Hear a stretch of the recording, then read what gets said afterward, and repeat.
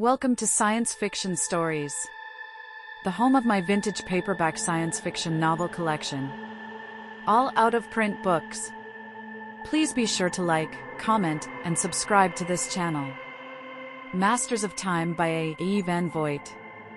Published in 1942. She didn't dare. Suddenly, the night was a cold, enveloping thing. The edge of the broad, black river gurgled evilly at her feet as if, now that she had changed her mind, it hungered for her. Her foot slipped on the wet, sloping ground, and her mind grew blurred with the terrible senseless fear that things were reaching out of the night, trying to drown her now against her will. She fought up the bank, and slumped breathless onto the nearest park bench, coldly furious with her fear. Dully, she watched the gaunt man come along the pathway past the light standard. So sluggish was her brain that she was not aware of surprise when she realized he was coming straight toward her. The purulent, yellowish light made a crazy patch of his shadow across her where she sat. His voice, when he spoke, was vaguely foreign in tone, yet modulated, cultured. He said, "Are you interested in the Colonian cause?" Norma stared. There was no quickening in her brain, but suddenly she began to laugh. It was funny, horribly, hysterically funny. To be sitting here, trying to get up the nerve for another attempt at those deadly waters, and then to have some crackbrain come along and... "You're deluding yourself, Miss Matheson," the man went on coolly. "You're not the suicide type." "Nor the pickup type," she answered automatically. "Beat it before." Abruptly, it penetrated that the man had called her by name. She looked up sharply at the dark blank that was his face. His head against the background of distant light nodded as if in reply to the question that quivered in her thought. "Yes, I know your name. I also know your history and your fear." "What do you mean?" "I mean that a young scientist named Garson arrived in the city tonight to deliver a series of lectures. 10 years ago, when you and he graduated from the same university, he asked you to marry him, but it was a career you wanted, and now you've been terrified that, in your extremity, you would go to him for assistance and—" "Stop!" The man seemed to watch her as she sat there breathing heavily. He said at last, quietly, "I think I have proof that I am not simply a casual philanderer." "What other kind of philanderer is there?" Norma asked, sluggish again. But she made no objection as he sank down on the far end of the bench. His back was still to the light, his features night enveloped. "Ah," he said, "you joke, you are bitter. But that is an improvement. You feel now, perhaps, that if somebody has taken an interest in you, all is not lost." Norma said dully, "People who are acquainted with the basic laws of psychology are cursed with the memory of them even when disaster strikes into their lives. All I've done the last 10 years is..." She stopped, then, "You're very clever. Without more than arousing my instinctive suspicions, you've insinuated yourself into the company of a hysterical woman. What's your purpose?" "I intend to offer you a job." Norma's laugh sounded so harsh in her own ears that she thought, startled, "I am hysterical." Aloud, she said, "An apartment, jewels, a car of my own, I suppose?" His reply was cool, "No. To put it frankly, you're not pretty enough. Too angular, mentally and physically. That's been one of your troubles the last 10 years, a developing introversion of the mind which has influenced the shape of your body unfavorably." The words shivered through the suddenly stiffened muscles of her body. With an enormous effort, she forced herself to relax. She said, "I had that coming to me. Insults are good for hysteria, so now what? Are you interested in the Colonian cause?" "There you go again," she complained. "But yes, I'm for it. Birds of a feather, you know." "I know very well indeed. In fact, in those words you named the reason why I am here tonight, hiring a young woman who is up against it. Colonia, too, is up against it," and he stopped. In the darkness, he spread his shadow-like hands. "You see, good publicity for our recruiting centers." Norma nodded. She did see, and, suddenly, she didn't trust herself to speak. Her hand trembled as she took the key he held out. "This key," he said, "will fit the lock of the front door of the recruiting station. It will also fit the lock of the door leading to the apartment above it. The apartment is yours while you have the job. You can go there tonight if you wish, or wait until morning if you fear this is merely a device. Now, I must give you a warning." "Warning?" "Yes. The work we are doing is illegal. Actually, only the American government can enlist American citizens and operate recruiting stations. We exist on sufferance and sympathy, but at any time someone may lay a charge and the police will have to act." Norma nodded rapidly. "That's no risk," she said. "No judge would ever." "The address is 322 Carlton Street," he cut in smoothly. "And for your information, my name is Dr. Lell." Norma had the distinct sense of being pushed along too swiftly for caution. She hesitated, her mind on the street address. "Is that near Bessemer?" It was his turn to hesitate. "I'm afraid," he confessed, "I don't know this city very well, at least not in its 20th century. That is," he finished suavely, "I was here many years ago, before the turn of the century." Norma wondered vaguely why he bothered to explain. She said, half accusingly, "You're not a Colonian. You sound French, maybe." "You're not a Colonian either," he said, and stood up abruptly. She watched him walk off into the night, a great gloom-wrapped figure that vanished almost immediately. She stopped short in the deserted night street. The sound that came was like a whisper touching her brain, a machine whirring somewhere with almost infinite softness. For the barest moment, her mind concentrated on the shadow vibrations, and then, somehow, they seemed to fade like figments of her imagination. Suddenly, there was only the street and the silent night. The street was dimly lighted, and that brought doubt, sharp and tinged with a faint fear. She strained her eyes and traced the numbers in the shadow of the door, 322. That was it. The place was dark. She peered at the signs that made up the window display. "Fight for the brave Colonians. The Colonians are fighting freedom's fight, your fight.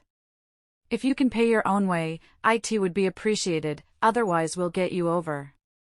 There were other signs, but they were essentially the same, all terribly honest and appealing, if you really thought about the desperate things that made up their grim background. Illegal, of course. But the man had admitted that, too. With sudden end of doubt, she took the key from her purse. There were two doorways, one on either side of the window. The one to the right led into the recruiting room. The one on the left. The stairs were dimly lighted, and the apartment at the top was quite empty of human beings. The door had a bolt, she clicked it home, and then, wearily, headed for the bedroom. And it was as she lay in the bed that she grew aware again of the incredibly faint whirring of a machine. The shadow of a shadow sound, and, queerly, it seemed to reach into her brain, the very last second before she drifted into sleep. The pulse of the vibration, remote as the park bench, was a steady beat inside her. All through the night that indescribably faint whirring was there. Only occasionally did it seem to be in her head. She was aware of turning, twisting, curling, straightening, and, in the fractional awakeness that accompanied each move, the tiniest vibrational tremors would sweep down along her nerves like infinitesimal currents of energy. Spears of sunlight piercing brilliantly through the window brought her awake at last. She lay taut and strained for a moment, then relaxed, puzzled. There was not a sound from the maddening machine, only the noises of the raucous, awakening street. There was food in the refrigerator and in the little pantry. The weariness of the night vanished swiftly before the revivifying power of breakfast. She thought in gathering interest, what did he look like, this strange-voiced man of night? Relieved surprise flooded her when the key unlocked the door to the recruiting room, for there had been in her mind a little edged fear that this was all quite mad. She shuddered the queer darkness out of her system. What was the matter with her, anyway? The world was sunlit and cheerful, not the black and gloomy abode of people with angular introversion of the mind. She flushed at the memory of the words. There was no pleasure in knowing that the man's enormously clever analysis of her was true. Still stinging, she examined the little room. There were 4 chairs, a bench, a long wooden counter and newspaper clippings of the Colonian War on the otherwise bare walls. There was a back door to the place. Dimly curious, she tried the knob once. It was locked, but there was something about the feel of it, a tingling shock of surprise went through her. The door, in spite of its wooden appearance, was solid metal. Momentarily, she felt chilled. Finally she thought, none of my business. And then, before she could turn away, the door opened, and a gaunt man loomed on the threshold. He snapped harshly, almost into her face, "Oh, yes, it is your business." It was not fear that made her back away. The deeps of her mind registered the cold hardness of his voice, so different from the previous night. Vaguely, she was aware of the ugly sneer on his face. But there was no real emotion in her brain, nothing but a blurred blankness. It was not fear, it couldn't be fear because all she had to do was run a few yards, and she'd be out on a busy street. And besides, she had never been afraid of Negroes, and she wasn't now. That first impression was so sharp, so immensely surprising that the fast-following second impression seemed like a trick of her eyes. For the man wasn't actually a Negro, he was. She shook her head, trying to shake that trickiness out of her vision. But the picture wouldn't change. He wasn't a Negro, he wasn't white, he wasn't anything. Slowly her brain adjusted itself to his alienness. She saw that he had slant eyes like a Chinaman, his skin, though dark in texture, was dry with a white man's dryness. The nose was sheer chiseled beauty, the most handsome, most normal part of his face, his mouth was thin-lipped, commanding, his chin bold and giving strength and power to the insolence of his steel-gray eyes. His sneer deepened as her eyes grew wider and wider. "Oh, no," he said softly, "you're not afraid of me, are you? Let me inform you that my purpose is to make you afraid. Last night, I had the purpose of bringing you here. That required tact, understanding. My new purpose requires, among other things, the realization on your part that you are in my power beyond the control of your will or wish. I could have allowed you to discover gradually that this is not a Colonian recruiting station. But I prefer to get these early squirmings of the slaves over as soon as possible. The reaction to the power of the machine is always so similar and unutterably boring." "I don't understand." He answered coldly, "Let me be brief. You have been vaguely aware of a machine. That machine has attuned the rhythm of your body to itself, and through its actions I can control you against your desire. Naturally, I don't expect you to believe me. Like the other women, you will test its mind-destroying power." Notice that I said women. We always hire women, for purely psychological reasons they are safer than men. You will discover what I mean if you should attempt to warn any applicant on the basis of what I have told you. He finished swiftly, "Your duties are simple. There is a pad on the table made up of sheets with simple questions printed on them. Ask those questions, note the answers, then direct the applicants to me in the back room. I have, a medical examination to give them." Out of all the things he had said, the one that briefly, searingly, dominated her whole mind had no connection with her personal fate. "But," she gasped, "if these men are not being sent to Colonia, where?" He hissed her words short, "Here comes a man. Now, remember." He stepped back, to one side out of sight in the dimness of the back room. Behind her, there was the dismaying sound of the front door opening. A man's baritone voice blurred a greeting into her ears. Her fingers shook as she wrote down the man's answers to the dozen questions. Name, address, next of kin. His face was a ruddy-cheeked blur against the shapeless shifting pattern of her racing thoughts. "You can see," she heard herself mumbling, "that these questions are only a matter of identification. Now, if you'll go into that back room." The sentence shattered into silence. She'd said it. The uncertainty in her mind, the unwillingness to take a definite stand until she had thought of some way out, had made her say the very thing she had intended avoid saying. The man said, "What do I go in there for?" She stared at him numbly. Her mind felt thick, useless. She needed time, calm. She said, It's a simple medical exam, entirely for your own protection. Sickly, Norma watched his stocky form head briskly toward the rear door. He knocked, and the door opened. Surprisingly, it stayed open, because it was then, as the man disappeared from her line of vision, that she saw the machine. The end of it that she could see reared up immense and darkly gleaming halfway to the ceiling, partially hiding a door that seemed to be a rear exit from the building. She forgot the door, forgot the men. Her mind fastened on the great engine with abrupt intensity as swift memory came that this was the machine. Unconsciously her body, her ears, her mind, strained for the whirring sound that she had heard in the night. But there was nothing, not the tiniest of tiny noises, not the vaguest stir of vibration, not a rustle, not a whisper.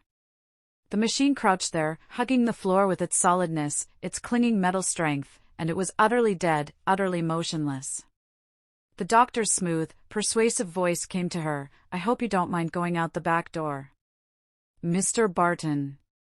We ask applicants to use it because, well, our recruiting station here is illegal. As you probably know, we exist on sufferance and sympathy, but we don't want to be too blatant about the success we're having in getting young men to fight for our cause." Norma waited. As soon as the man was gone, she would force a showdown on this whole fantastic affair. If this was some distorted scheme of Colonia's enemies, she would go to the police and... The thought twisted into a curious swirling chaos of wonder. The machine. Incredibly, the machine was coming alive, a monstrous, gorgeous, swift aliveness. It glowed with a soft, swelling white light, and then burst into enormous flame. A breaker of writhing tongues of fire, blue and red and green and yellow, stormed over that first glow, blotting it from view instantaneously. The fire sprayed and flashed like an intricately designed fountain, with a wild and violent beauty, a glittering blaze of unearthly glory. And then, just like that, the flame faded. Briefly, grimly stubborn in its fight for life, the swarming, sparkling energy clung to the metal. It was gone. The machine lay there, a dull, gleaming mass of metallic deadness, inert, motionless. The doctor appeared in the doorway. "Sound chap," he said, satisfaction in his tone.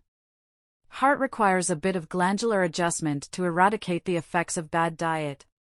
Lungs will react swiftly to gas immunization injections, and our surgeons should be able to patch that body up from almost anything except an atomic storm."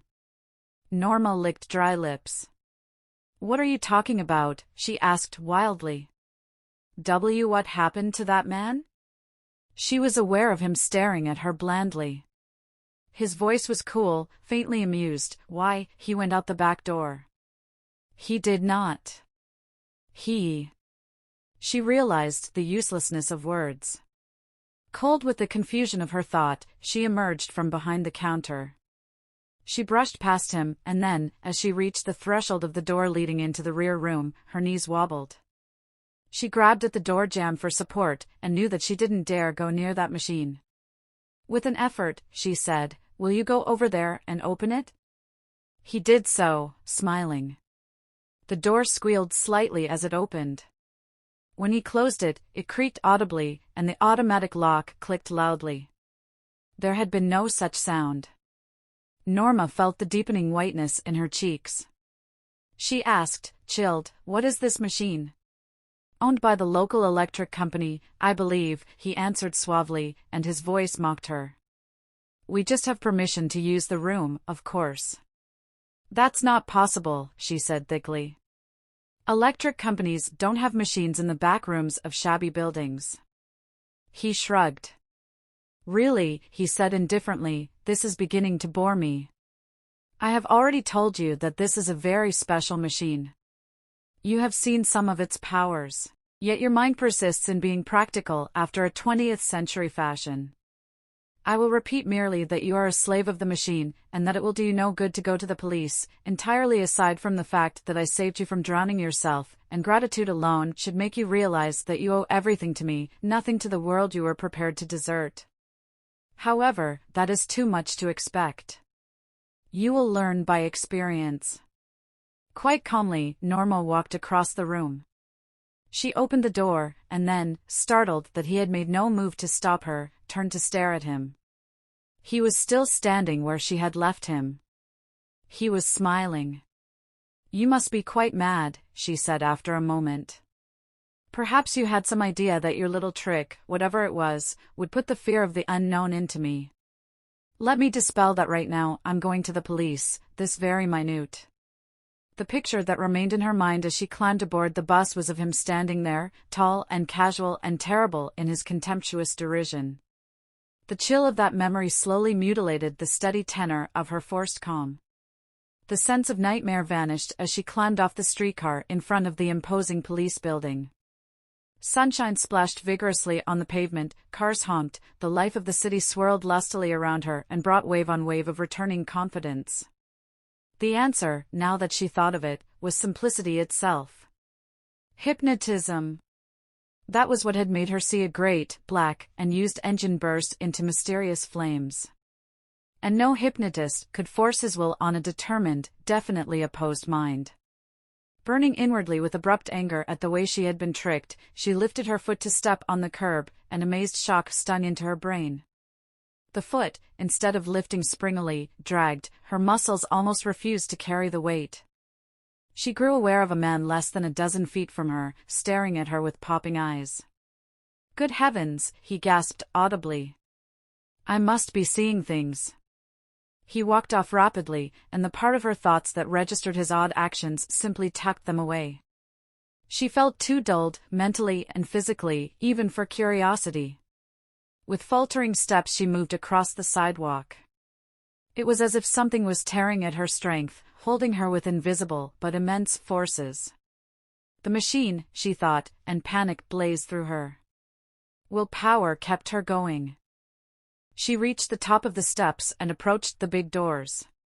It was then the first sick fear came that she couldn't make it, and as she strained feebly against the stonewall-like resistance of the door, a very fever of dismay grew hot and terrible inside her. What had happened to her? How could a machine reach over a distance and strike unerringly at one particular individual with such enormous, vitality-draining power? A shadow leaned over her. The booming voice of a policeman who had just come up the steps was the most glorious sound she had ever heard. "Too much for you, madam? Here, I'll push that door for you." "Thank you," she said, and her voice sounded so harsh and dry and weak and unnatural in her own ears that a new terror flared. In a few minutes she wouldn't be able to speak above a whisper. A slave of the machine, he had said, and she knew with a clear and burning logic that if she was ever to conquer, it was now she must get into this building. She must see someone in authority, and she must tell him, must, somehow. She pumped strength into her brain and courage into her heart, and forced her legs to carry her across the threshold into the big modern building with its mirrored anteroom and its fine marble corridors. Inside, she knew suddenly that she had reached her limit.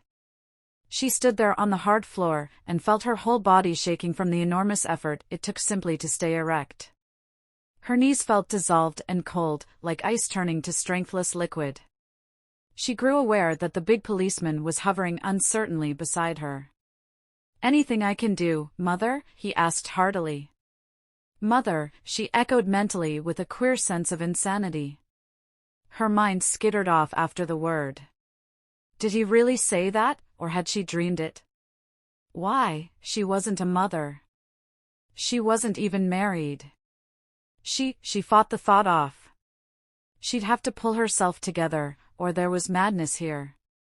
No chance now of getting to an inspector or an officer. This big constable must be her confidant, her hope to defeat the mighty power that was striking at her across miles of city, an incredibly evil, terrible power whose ultimate purpose she could not begin to imagine. There it was again, her mind pushing off into obscure, action-destroying, defeating thoughts. She turned to the policeman, started to part her lips in speech, and it was then she saw the mirror. She saw a tall, thin, old woman standing beside the fresh-cheeked bulk of a blue-garbed policeman. It was such an abnormal trick of vision that it fascinated her. In some way, the mirror was missing her image, and reflecting instead the form of an old woman who must be close behind and slightly to one side of her. Queerest thing she had ever seen. She half lifted her red-gloved hand toward the policeman, to draw his attention to the distortion. Simultaneously, the red-gloved hand of the old woman in the mirror reached toward the policeman. Her own raised hand stiffened in midair, so did the old woman's. Funny.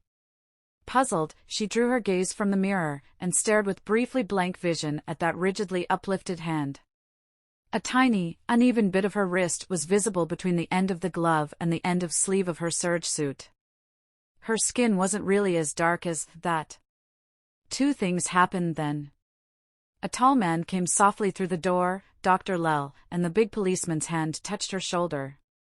Really, madam, at your age, you shouldn't come here. A phone call would serve. And Dr. Lell was saying, my poor old grandmother. Their voices went on, but the sense of them jangled in her brain as she jerked frantically to pull the glove off a hand wrinkled and shriveled by incredible age. Blackness pierced with agonized splinters of light reached mercifully into her brain. Her very last thought was that it must have happened just before she stepped onto the curb, when the man had stared at her pop-eyed and thought himself crazy. He must have seen the change taking place. The pain faded, the blackness turned gray, then white. She was conscious of a car engine purring and a forward movement. She opened her eyes, and her brain reeled from a surge of awful memory. Don't be afraid, said Dr. Lell, and his voice was as soothing and gentle as it had been hard and satirical at the recruiting station. You are again yourself, in fact, approximately 10 years younger. He removed one hand from the steering wheel and flashed a mirror before her eyes. The brief glimpse she had of her image made her grab at the silvered glass as if it were the most precious thing in all the world. One long, hungry look she took, and then her arm, holding the mirror, collapsed from sheer, stupendous relief. She lay back against the cushions, tears sticky on her cheeks, weak and sick from dreadful reaction. At last she said steadily, "Thanks for telling me right away. Otherwise, I should have gone mad." "That, of course, was why I told you," he said, and his voice was still soft, still calm. And she felt soothed, in spite of the dark terror just past, in spite of the intellectual realization that this diabolical man used words and tones and human emotions as coldly as Pan himself piping his reed, sounding what stop he pleased. That quiet, deep voice went on.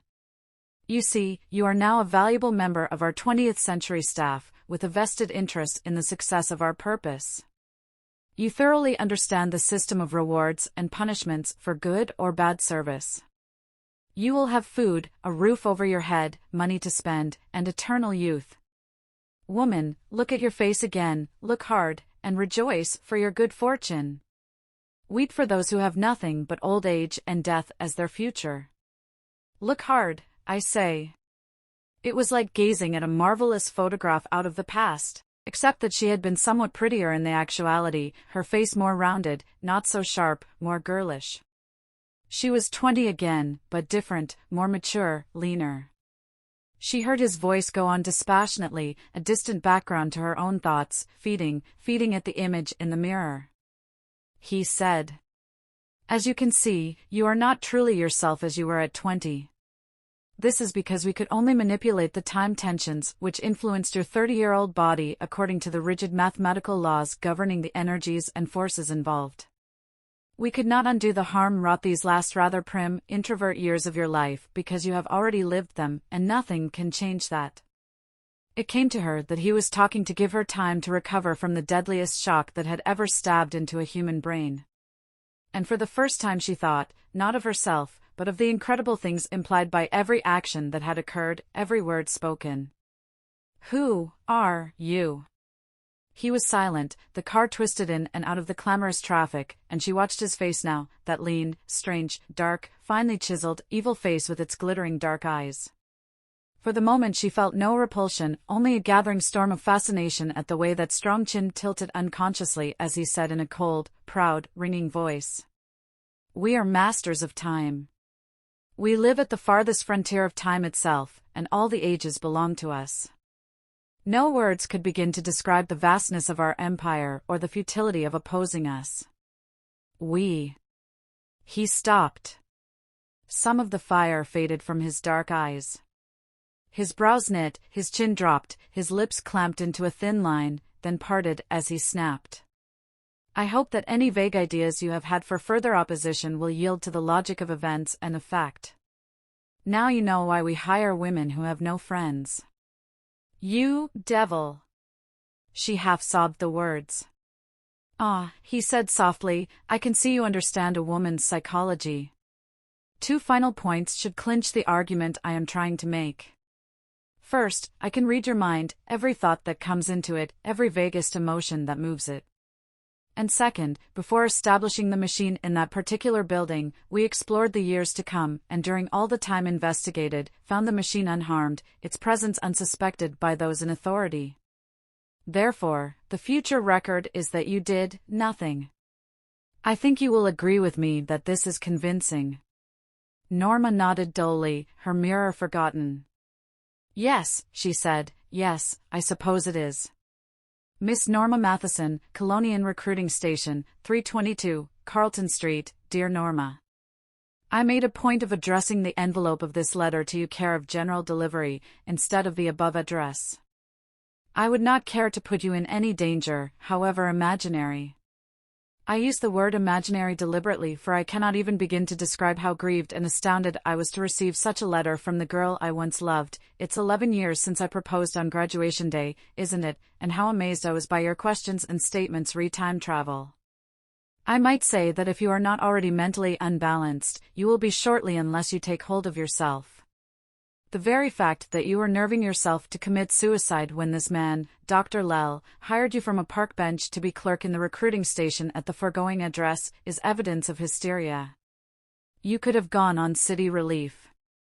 I see that you have lost none of your powers of expression in various mediums. Your letter, mad though it is in subject matter, is eminently coherent and well thought out. Your drawing of the face of Dr. Lell is quite a remarkable piece of work. If it is a true resemblance, then I agree that he is definitely not, shall I say, Western. His eyes are distinctly slanting, Chinese style. His skin, you say, is, and shown as, dark in texture, indicating a faint Negro strain. His nose is very fine and sensitive, strong in character. This effect is incremented by his firm mouth, though those thin lips are much too arrogant. The whole effect is of an extraordinarily intelligent-looking man, a supermongrel in appearance. Such bodies could very easily be produced in the far eastern provinces of Asia. I pass without comment over your description of the machine which swallows up the unsuspecting recruits. The Superman has apparently not objected to answering your questions since the police station episode, and so we have a new theory of time and space. Time, he states, is the only reality. Every unfolding instant the Earth and its life, the universe and all its galaxies are recreated by the titanic energy that is time, and always it is essentially the same pattern that is reformed, because that is the easiest course. He makes a comparison. According to Einstein, and in this he is correct, the Earth goes around the Sun, not because there is such a force as gravitation, but because it is easier for it to go around the Sun in exactly the way it does than to hurtle off into space. It is easier for time to reform the same pattern of rock, the same man, the same tree, the same Earth. That is all, that is the law. The rate of reproduction is approximately 10 billion a second. During the past minute, therefore, 600 billion replicas of myself have been created, and all of them are still there, each a separate body occupying its own space, completely unaware of the others. Not one has been destroyed. There is no purpose, it is simply easier to let them stay there, than to destroy them. If those bodies ever met in the same space, that is if I should go back to shake hands with my 20-year-old self, there would be a clash of similar patterns, and the interloper would be distorted out of memory and shape. I have no criticism to make of this theory other than that it is utterly fantastic.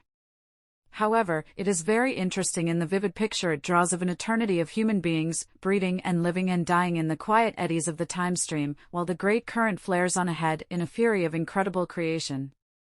I am puzzled by the detailed information you are seeking. You make it almost real, but I give the answers for what they are worth.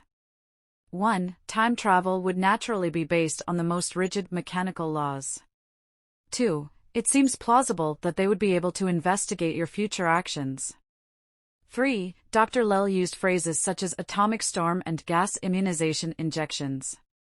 The implication is that they are recruiting for an unimaginably great war. For, I cannot see how the machine could act on you over a distance, unless there was some sort of radio-controlled intermediate. In your position, I would ask myself one question: was there anything, any metal, anything, upon my person that might have been placed there by the enemy? 5. Some thoughts are so dimly held that they could not possibly be transmitted. Presumably, sharp, clear thoughts might be receivable. If you could keep your mind calm, as you say you did while deciding to write the letter itself is proof that you succeeded. 6. It is unwise to assume that here is greater basic intelligence, but rather greater development of the potential forces of the mind. If men ever learn to read minds, it will be because they train their innate capacity for mind reading. They will be cleverer only when new knowledge adds new techniques of training. To become personal, I regret immeasurably having heard from you. I had a memory of a rather brave spirit, rejecting my proposal of marriage, determined to remain independent, ambitious for advancement in the important field of social services. Instead, I find a sorry ending, a soul disintegrated, a mind feeding on fantasia, and a sense of incredible persecution. My advice is to go to a psychiatrist before it is too late, and to that end I enclose a money order for $200, and extend you my best wishes. Yours in memory, Jack Garson. At least, there was no interference with her private life. No footsteps, but her own ever mounted the dark, narrow flight of stairs that led to her tiny apartment. At night, after the recruiting shop closed, she walked the crowded streets. Sometimes there was a movie that seemed to promise surcease from the deadly strain of living, sometimes a new book on her old love, the social sciences, held her for a brief hour. But there was nothing, absolutely nothing, that could relax the burning pressure of the reality of the machine. It was there always like a steel band drawn tautly around her mind. It was crazy funny to read about the war, and the victories and the defeats, when out there, somewhere, in the future another, greater war was being fought, a war so vast that all the ages were being ransacked for manpower. And men came. Dark men, blonde men, young men, grim men, hard men, and veterans of other wars, the stream of them made a steady flow into that dimly lighted backroom. And one day she looked up from an intent, mindless study of the pattern of the stained, old counter, and there was Jack Garson. It was as simple as that. There he stood, not much older looking after 10 years, a little leaner of face perhaps, and there were tired lines all around his dark brown eyes. While she stared in dumb paralysis, he said, "I had to come, of course. You were the first emotional tie I had, and also the last. When I wrote the letter, I didn't realize how strong that emotion still was. What's all this about?" She thought with a flaming intensity. Often, in the past, Dr. Lell had vanished for brief periods during the day hours. Once she had seen him disappear into the flamboyant embrace of the light shed by the machine. Twice, she had opened the door to speak to him, and found him gone. All accidental observations. It meant he had stepped scores of times into his own world when she hadn't seen him, and, please let this be one of the times when he was away. A second thought came, so fierce, so sharply focused that it made a stabbing pain inside her head. She must be calm. She must hold her mind away from giveaway thoughts, if it was not already ages too late. Her voice came into the silence like a wounded, fluttering bird, briefly stricken by shock, then galvanized by agony. "Quick! You must go, till after 6. Hurry! Hurry!" Her trembling hand struck at his chest, as if by those blows she would set him running for the door. But the thrust of her strength was lost on the muscles of his breast, defeated by the way he was leaning forward. His body did not even stagger. Through a blur, she saw he was staring down at her with a grim, set smile. His voice was hard as chipped steel as he said, "Somebody's certainly thrown a devil of a scare into you. But don't worry. I've got a revolver in my pocket. And don't think I'm alone in this. I wired the Colonian embassy at Washington, then notified the police here of their answer, no knowledge of this place. The police will arrive in minutes. I came in first to see that you didn't get hurt in the shuffle. Come on, outside with you, because..." It was Norma's eyes that must have warned him, her eyes glaring past him. She was aware of him whirling to face the dozen men who were trooping out of the back room. The men came stolidly, and she had time to see that they were short, squat, ugly creatures, more roughly built than the lean, finely molded Dr. Lel, and their faces were not so much evil as half-dead with unintelligence. A dozen pair of eyes lighted with brief, animal-like curiosity as they stared at the scene outside the window. Then they glanced indifferently at herself and Jack Garson and the revolver he was holding so steadily. Finally, their interest fading visibly, their gazes reverted expectantly to Dr. Lel, who stood smiling laconically on the threshold of the doorway. "Ah, yes, Professor Garson, you have a gun, haven't you? And the police are coming. Fortunately, I have something here that may convince you of the uselessness of your puny plans." His right hand came from behind his back, where he had been half hiding it. A gasp escaped from Norma as she saw that in it he held a blazing ball, a globe of furious flame, a veritable ball of fire. The thing burned there in his palm, crude and terrible in the illusion of incredible, destroying incandescence. The mockery in Dr. Lel's voice was utterly convincing, as he said in measured tones at her, "My dear Miss Matheson, I think you will agree that you will not offer further obstacles to our purpose, now that we have enlisted this valuable young man into the invincible armies of the glorious, and, as for you, Garson, I suggest you drop that gun before it burns off your hand." His words were lost in the faint cry that came from Jack Garson. Amazed, Norma saw the gun fall to the floor and lie there, burning with a white-hot and abnormal violence. "Good heavens," said Jack Garson, and Norma saw him stare at the weapon enthralled, mindless of danger, as it shrank visibly in that intense fire. In seconds there was no weapon, no metal, the fire blinked out, and where it had been the floor was not even singed. From Dr. Lel came a barked command, oddly twisted, foreignish words that nevertheless sounded like, "Grab him." She looked up, abruptly sick, but there was no fight. Jack Garson did not even resist, as the wave of beast men flowed around him. Dr. Lel said, "So far, Professor, you haven't made a very good showing as a gallant rescuer. But I'm glad to see that you have already recognized the hopelessness of opposing us. It is possible that, if you remain reasonable, we will not have to destroy your personality. But now..." Urgency sharpened his tone. "I had intended to wait and capture your burly policemen, but as they have not arrived at the proper moment, a tradition with them, I believe, I think we shall have to go without them. It's just as well, I suppose." He waved the hand that held the ball of fire, and the men carrying Jack Garson literally ran into the back room. Almost instantly, they were out of sight. Norma had a brief glimpse of the machine blazing into wondrous life, and then there was only Dr. Lel striding forward, leaning over the bench, his eyes glaring pools of menace. "Go upstairs instantly. I don't think the police will recognize you, but if you make one false move, he will pay. Go, quickly." As she hurried past the window on semi-liquid legs, she saw his tall figure vanish through the door into the back room. Then she was climbing the stairs. Halfway up, her movements slowed as if she had been struck. Her mirror told the story of her punishment. The lean face of a woman of 55 met her stunned gaze. The disaster was complete. Cold, stiff, tearless, she waited for the police.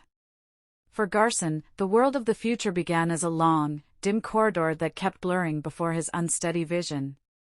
Heavy hands held him erect as he walked, and a wave of blur blotted the uncertain picture. When he could see again, the pressure of unpleasant hands was gone from him, and he was in a small room, sitting down. His first dim impression was that he was alone, yet when he shook himself, and his vision cleared, he saw the desk, and behind the desk, a man. The sight of that lean, dark, saturnine figure shocked electrically along his nerves, instantly galvanized a measure of strength back into his body. He leaned forward, his attention gathered on the man, and that was like a signal. Dr. Lel said derisively, "I know. You've decided to cooperate. It was in your mind even before we left the presence of, pardon the familiarity, of Norma, to whose rescue you came with such impetuous gallantry. Unfortunately, it isn't only a matter of making up your mind." There was a quality of sneer in the man's voice that sent an uneasy current through Garson. He shook himself mentally, trying to clear the remnants of weakness out of his system. He thought, not coherently, not even chronologically, lucky he was here in this room. Damned lucky they hadn't sprung a complication of futuristic newness on him and so disorganized his concentration. Now there was time to gather his thoughts, harden his mind to every conceivable development, discount surprises, and stay alive. He said, "It's quite simple. You've got Norma. You've got me in your power, here in your own age. I'd be a fool to resist."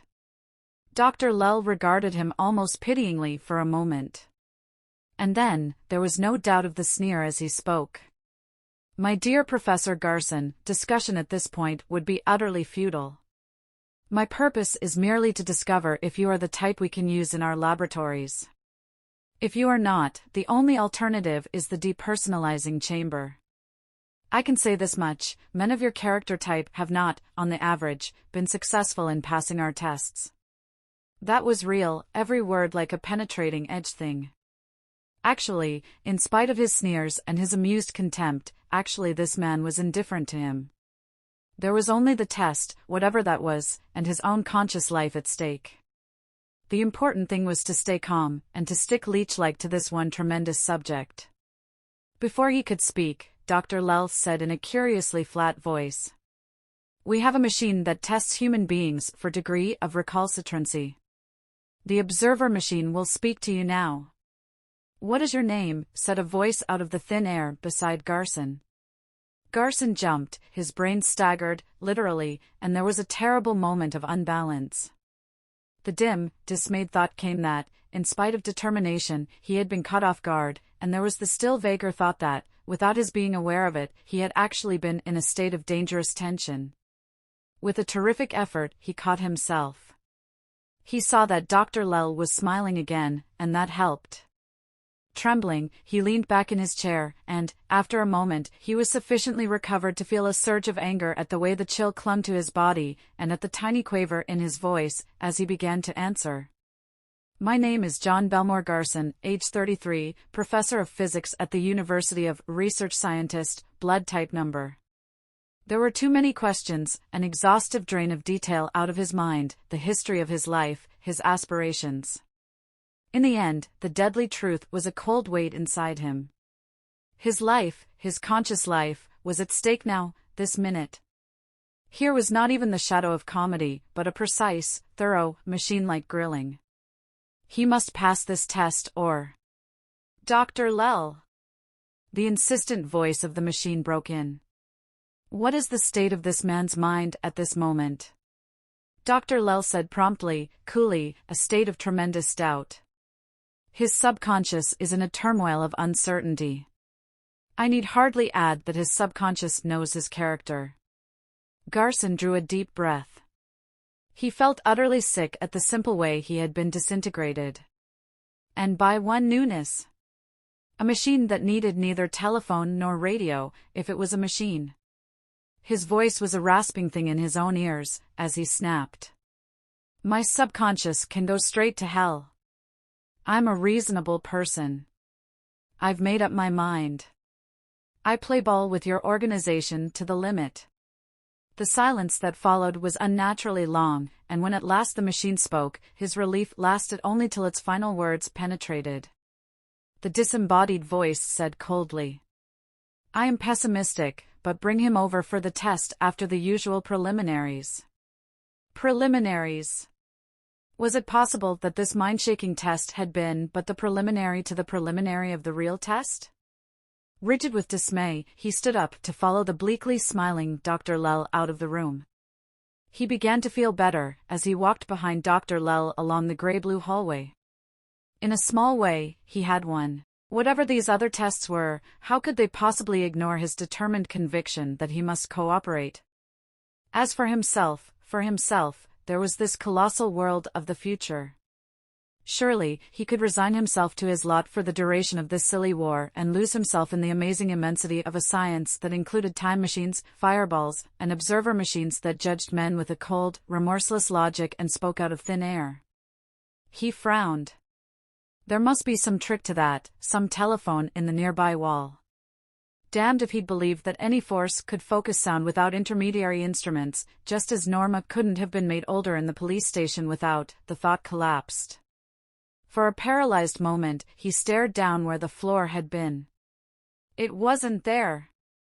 With a gasp, Garson grabbed at the opaque wall, and then, as a low laugh from the doctor and the continued hardness beneath his feet told the extent of the illusion, he controlled himself and stared in utter fascination. Below him was a section of a room whose limits he could not see because the opaque walls barred his vision on either side. A milling pack of men filled every available foot of space that he could see. Men, oh, the ironic voice of Dr. Lell pierced his stunned senses, echoing his thoughts with brittle words. Men, yes, men. Recruits out of all times. Soldiers to be from the ages, and not yet do they know their destiny. The voice ended, but the indescribable scene went on. Men squirmed, shoved, fought. Upturned faces showed stark puzzlement, anger, fear, amusement, and all the combinations of all the possible emotions. There were men in clothes that sparkled with every color of the rainbow, there were the drab-clothed, the in-betweens, there were. Garson cut his flitting mind into an observant tightness. In spite of the radical difference in the dress styles of the men who floundered down there like sheep in a slaughterhouse pen, there was a sameness about them that could only mean one thing. They were all.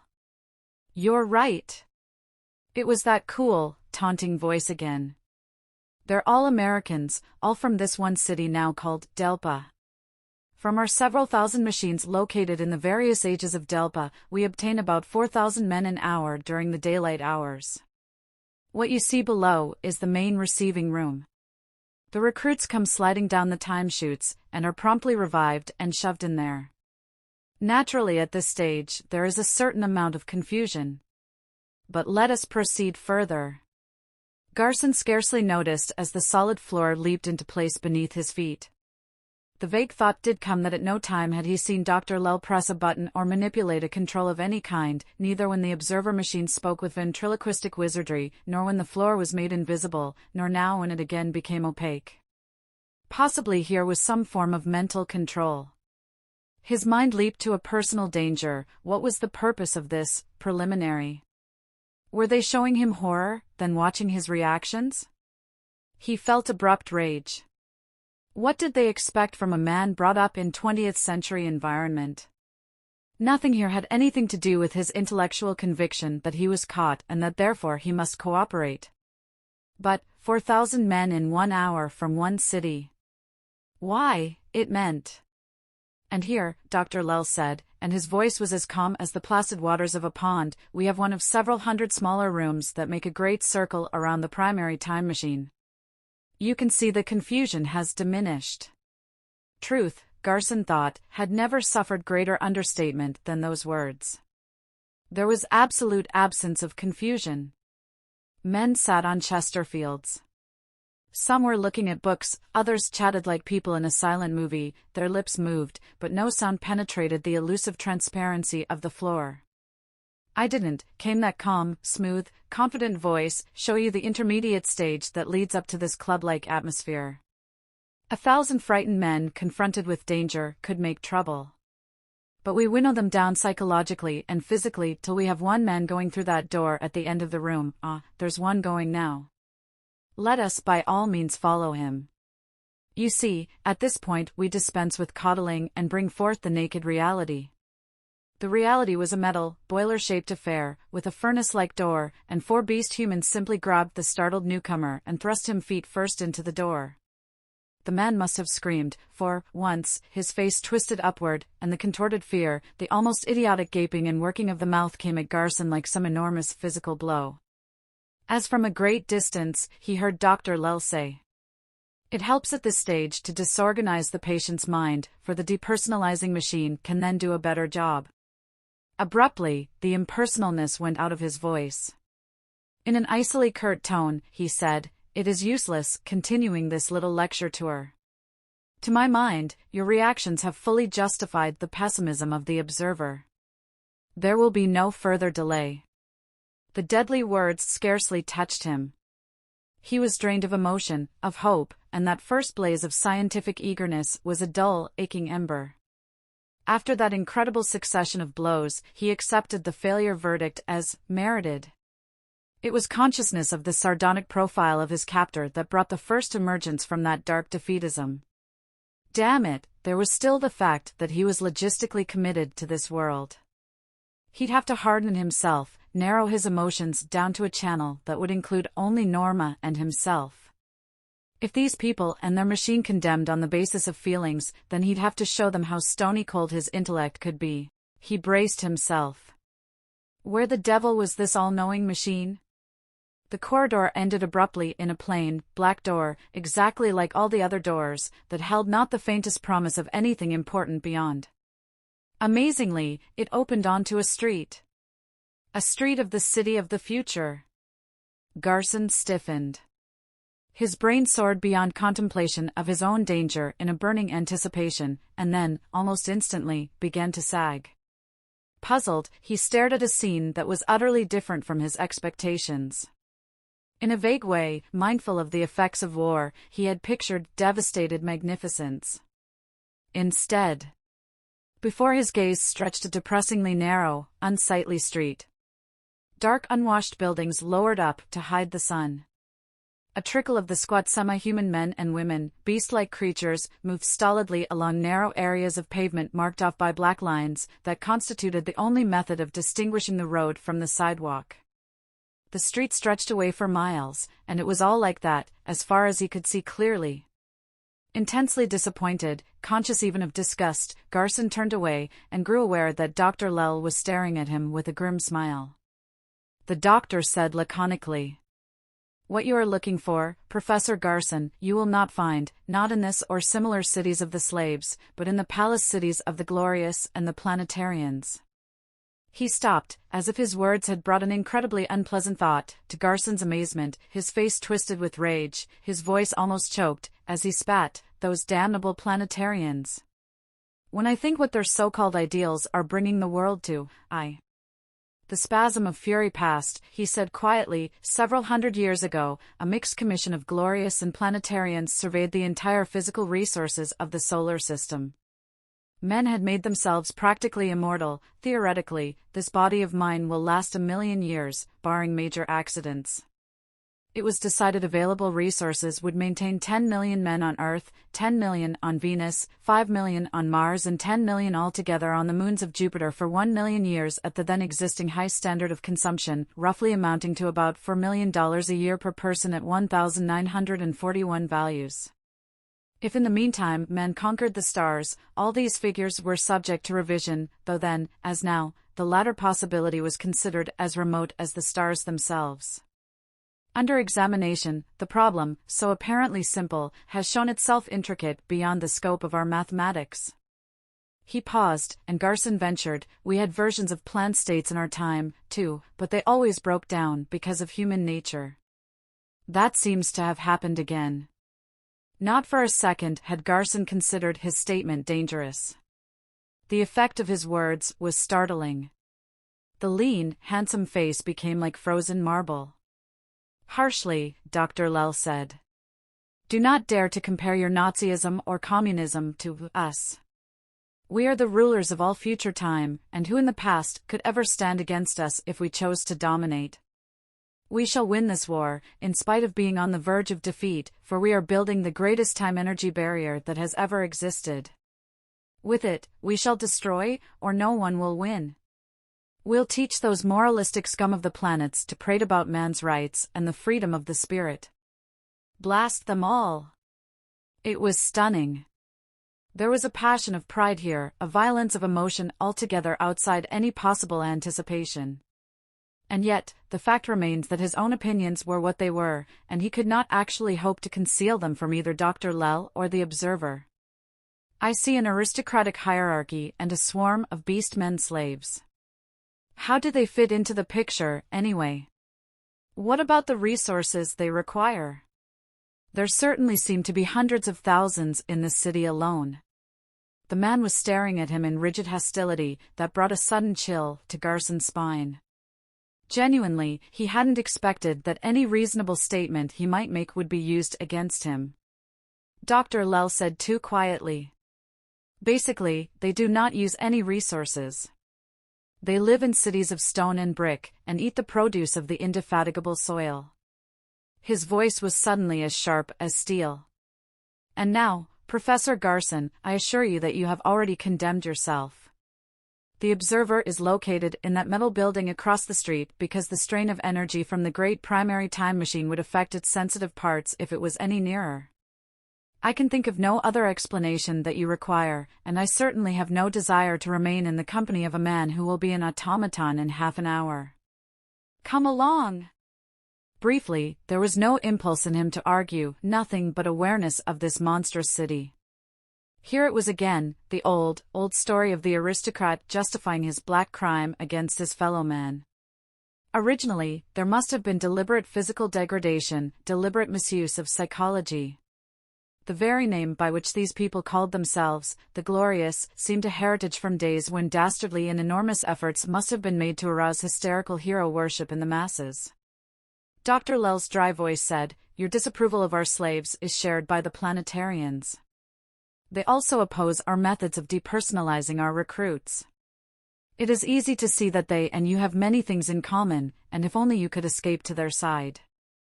With an effort, Garson pulled himself out of his private world. He was being led on, not even skillfully, and it was only too apparent now that every word Dr. Lell spoke had the purpose of making him reveal himself. For a moment, he was conscious of genuine impatience, then puzzlement came. "I don't get it," he said. "What you're doing cannot be bringing forth any new facts. I'm the product of my environment. You know what that environment is, and what type of normal human being it must inevitably produce. As I've said, my whole case rests on cooper. It was the difference in the texture of the sky at the remote end of that street that snatched his attention. A faint, unnormal, scarlet tinge it was, like a mist, an unnatural, unearthly sunset, only it was hours yet before the sun would set. Astoundingly, he felt himself growing tauter. He said in a tense voice. "What's that?" "That," Dr. Lell's curt, amused voice came at him, "is the war."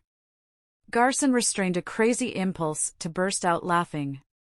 For weeks speculation about this gigantic war of the future had intertwined with his gathering anxiety about Norma. And now this red haze on the horizon of an otherwise undamaged city, the war. The dark flash of inner laughter faded, as Dr. Lell said. "It is not so funny as you think. Most of Delpa is intact because it is protected by a local time-energy barrier. Delpa is actually under siege, 50 miles inside enemy territory." He must have caught the thought that came to Garson.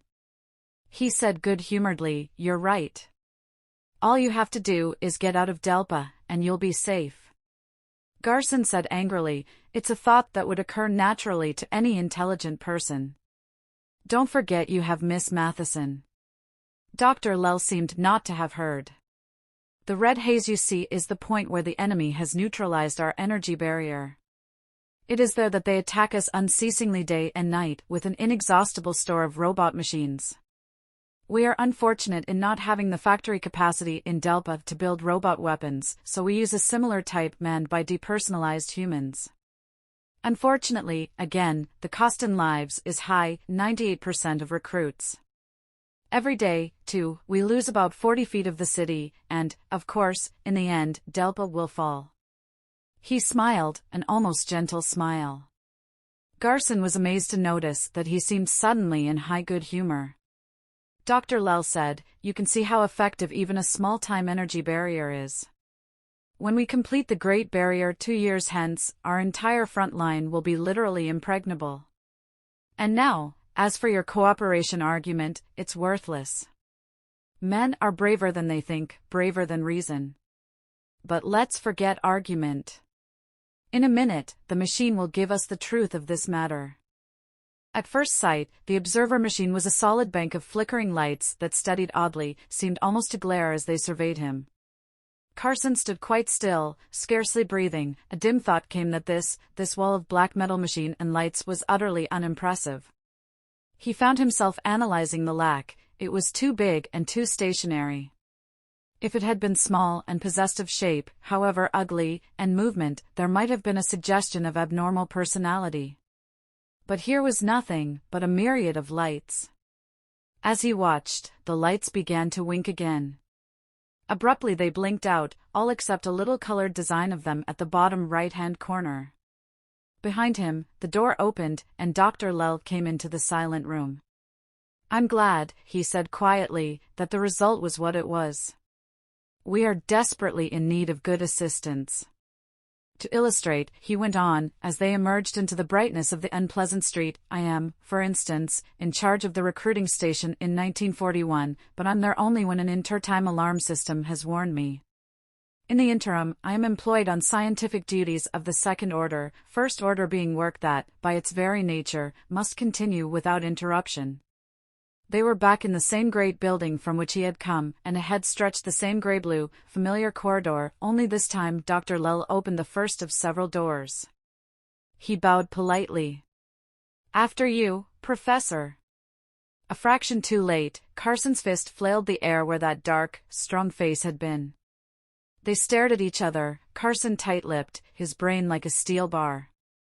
The Superman said softly, "You will always be that instant too slow, Professor. It is a lack you cannot remedy. You know, of course, that my little speech was designed to keep you quiet during the trip back here, and that, actually, you failed the test. What you do not know is that you failed startlingly, with a recalcitrancy grading of 6, which is the very worst, and intelligence A+, almost the best. It is too bad because we genuinely need capable assistance." "I regret, let me do the regretting." Garson cut him off roughly. "If I remember rightly, it was just below here that your beast men were forcing a man into the depersonalizing machine. Perhaps, on the staircase going down, I can find some way of tripping you up, and knocking that little gun you're palming right out of your hand." There was something in the smile of the other that should have warned him, a hint of sly amusement. Not that it would have made any difference. Only, he stepped through the open doorway toward the grey-blue, plainly visible stairway. Behind him, the door clicked with an odd finality. Ahead there was. Amazingly, the staircase was gone. Where it had been was a large boiler-like case with a furnace-shaped door. Half a dozen beast men came forward. A moment later, they were shoving him toward that black hole of a door. The second day Norma took the risk. The windows of the recruiting station still showed the same blank interior, walls stripped by the police of Colonian slogans, and signs and newspaper clippings trampled all over the floor. The door to the back room was half closed, too dark to see the interior. It was noon. With drummed-up courage, Norma walked swiftly to the front entrance. The lock clicked open smoothly, and she was inside, pushing at that back door. The machine was not there. Great dents showed in the floor, where it had malignantly crouched for so many months. But it was gone, as completely as Dr. Lell, as completely as the creature men and Jack Garson. Back in her rooms, she collapsed onto the bed, and lay quivering from the dreadful nervous reaction of that swift, illegal search. On the afternoon of the fourth day, as she sat staring at the meaningless words of a book, there was an abrupt tingling in her body. Somewhere the machine, was vibrating softly. She climbed to her feet, the book forgotten on the windowsill, where, freakishly, it had fallen. But the sound was gone. Not a tremor touched her taut nerves. The thought came, imagination. The pressure was really beginning to get her. As she stood there stiff, unable to relax, there came the thin squeal of a door opening downstairs. She recognized the sound instantly. It was the back door that led onto the vacant back lot, which her window overlooked. The back door opening and shutting. She stared, fascinated, as Dr. Lell stalked into view. Her thought of awareness of him was so sharp that he must have caught it, but he did not turn. In half a minute he was gone, out of her line of vision. On the fifth day, there was hammering downstairs, carpenters working. Several trucks came, and there was the mumbling sound of men talking. But it was evening before she dared venture downstairs. Through the window, then, she saw the beginning of the changes that were being wrought. The old bench had been removed. The walls were being redone. There was no new furniture yet, but a rough, unfinished sign leaned against one wall. It read, Employment Bureau men wanted. Men wanted. So that was it. Another trap for men. Those ravenous armies of the glorious must be kept glutted with fodder. The incredible war up there in that incredible future raged on. And she. Quite dumbly, she watched as Dr. Lell came out of the back room. He walked toward the front door, and there was not even the impulse in her to run. She stood there, as he opened the door, came out, meticulously closed the door behind him, and then, after a moment, stood beside her, as silent as she, staring into the window. Finally. I see you've been admiring our new setup. His voice was matter-of-fact, completely lacking in menace. She made no reply, he seemed to expect none, for he said almost immediately, in that same conversational tone. It's just as well that it all happened as it did. Nothing I ever told you has been disproved. I said that investigation had shown the machine to be here several years hence. Naturally, we could not examine every day or week of that time. This little episode accordingly escaped our notice, but did not change the situation. As for the fact that it will be an employment bureau henceforth, that seemed natural at the period of our investigation because this war of your time was over then. He paused, and still there was no word that she could think of saying. In the gathering darkness, he seemed to stare at her. I'm telling you all this because it would be annoying to have to train someone else for your position, and because you must realize the impossibility of further opposition. Accept your situation. We have thousands of machines similar to this, and the millions of men flowing through them are gradually turning the tide of battle in our favor. We must win, our cause is overwhelmingly just, we are Earth against all the planets, Earth protecting herself against the aggression of a combination of enemies armed as no powers in all time have ever been armed. We have the highest moral right to draw on the men of Earth of every century to defend their planet. However, his voice lost its objectivity, grew colder. If this logic does not move you, the following rewards for your good behavior should prove efficacious. We have Professor Garson. Unfortunately, I was unable to save his personality. Definite tests proved that he would be a recalcitrant, so. Then there is your youth. It will be returned to you on a salary basis. Every 3 weeks you will become a year younger. In short, it will require 2 years for you to return to your version of 20.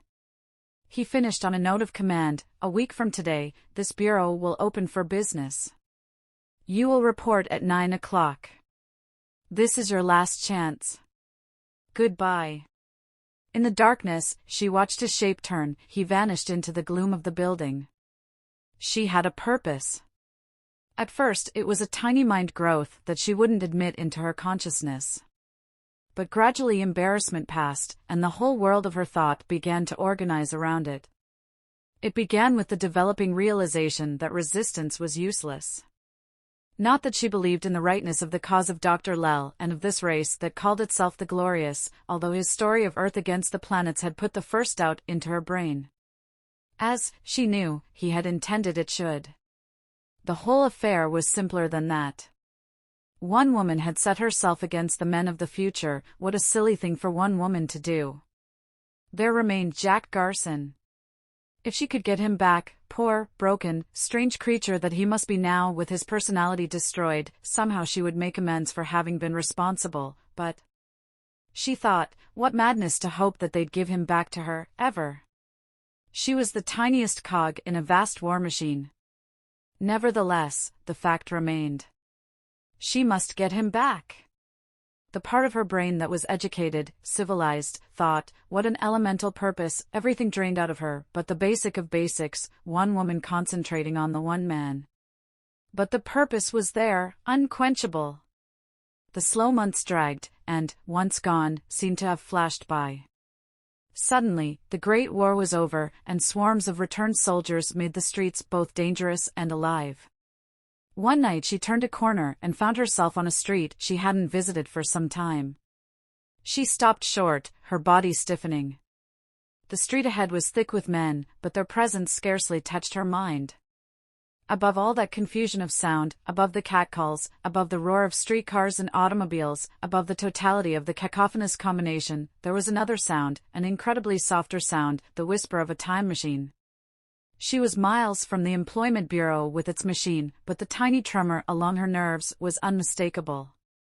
She pressed forward, blind to everything but the brilliantly lighted building that was the center of the attention of the men. A man tried to put his arm through hers. She jerked free automatically. Another man simply caught her in an embrace, and for brief seconds she was subjected to a steel-hard hug and a steel-hard kiss. Purpose gave her strength. With scarcely an effort, she freed one arm and struck at his face. The man laughed good-humoredly, released her, but walked beside her. "Clear the way for the lady," he shouted. Almost magically, there was a lane, and she was at the window. There was a sign that read, "Wanted. Returned soldiers for dangerous adventure. Good pay." No emotion came to the realization that here was another trap for men. In her brain, she had space only for impression. The impression was of a large square room, with a dozen men in it. Only 3 of the men were recruits. Of the other 9, one was an American soldier dressed in the uniform of World War I. He sat at a desk pounding a typewriter. Over him leaned a Roman legionnaire of the time of Julius Caesar, complete with toga and short sword. Beside the door, holding back the pressing throng of men, were 2 Greek soldiers of the time of Pericles. The men and the times they represented were unmistakable to her, who had taken 4 years of university Latin and Greek, and acted in plays of both periods in the original languages. There was another man in an ancient costume, but she was unable to place him. At the moment, he was at a short counter interviewing one of the 3 recruits. Of the 4 remaining men, 2 wore uniforms that could have been developments of the late 20th century. The cloth was a light yellow texture, and both men had 2 pips on their shoulders. The rank of lieutenant was obviously still in style when they were commissioned. The remaining 2 men were simply strange, not in face, but in the cloth of their uniforms. Their faces were of sensitive, normal construction. Their uniforms consisted of breeches and neatly fitting coats all in blue, a blue that sparkled as from a million needle-like diamond points. In a quiet, blue, intense way, they shone. One of the recruits was led to the back door. As she watched, her first awareness that there was a back door.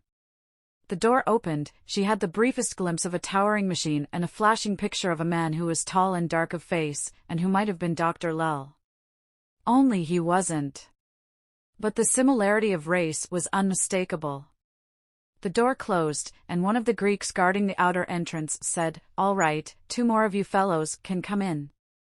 There was a struggle for position, brief but incredibly violent. And then the 2 victors, grinning and breathing heavily from their exertion, were inside. In the silence that followed, one of the Greeks turned to the other, and said in a tangy, almost incomprehensible version of ancient Greek, "Sparta herself never had more willing fighters. This promises to be a good night's catch." It was the rhythm of the words, and the colloquial gusto with which they were spoken that almost destroyed the meaning for her. After a moment, however, she made the mental translation. And now the truth was unmistakable. The men of time had gone back even to old Greece, probably much farther back, for their recruits. And always they had used every version of bait based on all the weaknesses and urgencies in the natures of men. Fight for Colonia, an appeal to idealism. Men wanted, the most basic of all appeals, work for food, happiness, security. And now, the appeal variation was for returned soldiers, adventure, with pay. Diabolical. And yet so effective that they could even use men who had formerly been caught on the same brand of flypaper as recruiting officers. These men must be of the recalcitrant type, who fitted themselves willingly into the war machine of the glorious one. Traitors! Abruptly ablaze with hatred for all non-recalcitrants, who still possessed their personalities, she whirled away from the window. She was thinking, thousands of such machines. The figures had been meaningless before, but now, with just one other machine as a tremendous example, the reality reared up into a monstrous thing. To think that there was a time when she had actually set her slim body and single, inadequate mind against them. There remained the problem of getting Jack Garson out of the hell of that titanic war of the future. At night, she walked the streets, because there was always the fear that in the apartment her thoughts, her driving deadly thoughts, would be tapped. And because to be enclosed in those narrow walls above the machine that had devoured so many thousands of men was intolerable. She thought as she walked, over and over she thought of the letter Jack Garson had written her before he came in person. Long destroyed, that letter, but every word was emblazoned on her brain, and of all the words of it, the one sentence that she always returned to was, "In your position, I would ask myself one question: was there anything, any metal, anything, upon my person, that might have been placed there?" One day, as she was wearily unlocking the door of her apartment, the answer came. Perhaps it was the extra weariness that brought her briefly closer to basic things. Perhaps her brain was simply tired of slipping over the same blind spot. Or perhaps the months of concentration had finally earned the long-delayed result. Whatever the reason, she was putting the key back into her purse when the hard, metallic feel of it against her fingers brought wild, piercing realization. The key, metal, the key, metal, the key. Desperately, she stopped the mad repetition. The apartment door slammed behind her, and like some terrorized creature she fled down the dark stairs into the glare of the night streets. Impossible to return till she had calmed the burning, raging chaos that was in her mind. Until she had made sure. After half an hour, the first flash of coherence came. In a drugstore, she bought a night bag and a few fill-ins to give it weight. A pair of small pliers, a pair of tweezers, in case the pliers were too large, and a small screwdriver completed her equipment. Then she went to a hotel. The pliers and the tweezers were all she needed. The little bulbous cap of the skeleton-type key yielded to the first hard pressure. Her trembling fingers completed the unscrewing, and she found herself staring at a tiny, glowing point, like a red-hot needle protruding from the very center of the tube that was the inside of the key. The needle vanished into an intricate design of spider-like wires, all visible in the glow that shed from them. The vague thought came that there was probably terrific, communicable energies here. But somehow there came no sense of restraint from the idea. Only enough reality of danger struck her to make her wrap her flimsy lace handkerchief around the tweezers, and then she touched the shining, protruding needle point. It yielded the slightest bit to her shaky touch. Nothing happened. It just glowed there. Dissatisfied, she put the key down and stared at it. So tiny, so delicate a machine actually disturbed to the extent of 1/16 of an inch displacement, and nothing happened. A sudden thought sent her to the dresser mirror. A 40-year-old face stared back at her. Months now since she had returned to 20.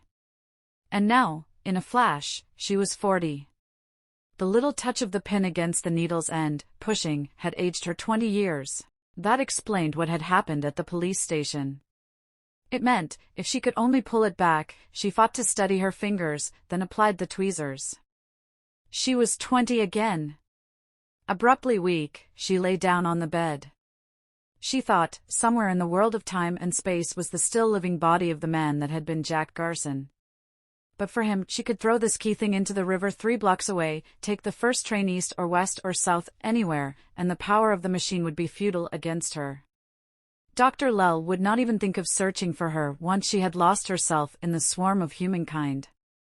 How simple it all really was. For 3 long years, their power over her had been the key and its one devastating ability to age her. Or was that all? Startled, she sat up. Did they count, perhaps, on their victims believing themselves safe enough to keep the key and its magic powers of rejuvenation? She, of course, because of Jack Garson, was bound to the key as if it was still the controller and not she. But the other incentive, now that she had thought of it, was enormous. Anne. Her fingers shook as she picked up the dully gleaming key with its glowing, intricate interior. Incredible that they could have allowed so precious an instrument to pass so easily into the hands of an alien, when they must have known that the probability of discovery was not improbable. An idea came, and, with it, abrupt calm. With suddenly steady fingers, she picked up the tweezers, caught the protruding glow point of the key between the metal jaws, and, making no attempt to pull or push, twisted screwwise. There was a tiny, almost inaudible click. Her body twanged like a taut violin string, and she was falling into dark, immeasurable distance. Out of the night, a vaguely shining body drifted toward her, a body human yet not human. There was something about the head and the shoulders, something physically different that somehow eluded her slow thought, and in that strange, superhuman head were eyes that blazed like jewels, seemed literally to pierce her. The voice that came couldn't have been sound, for it was inside her brain, and it said, with this great moment, you enter upon your power and your purpose. I say to you, the time-energy barrier must not be completed. It will destroy all the ages of the solar system. The time-energy barrier must not be completed. The body faded, and was gone into remoteness. The very memory of it became a dim mind shape. There remained the darkness, the jet, incredible darkness. Abruptly, she was in a material world.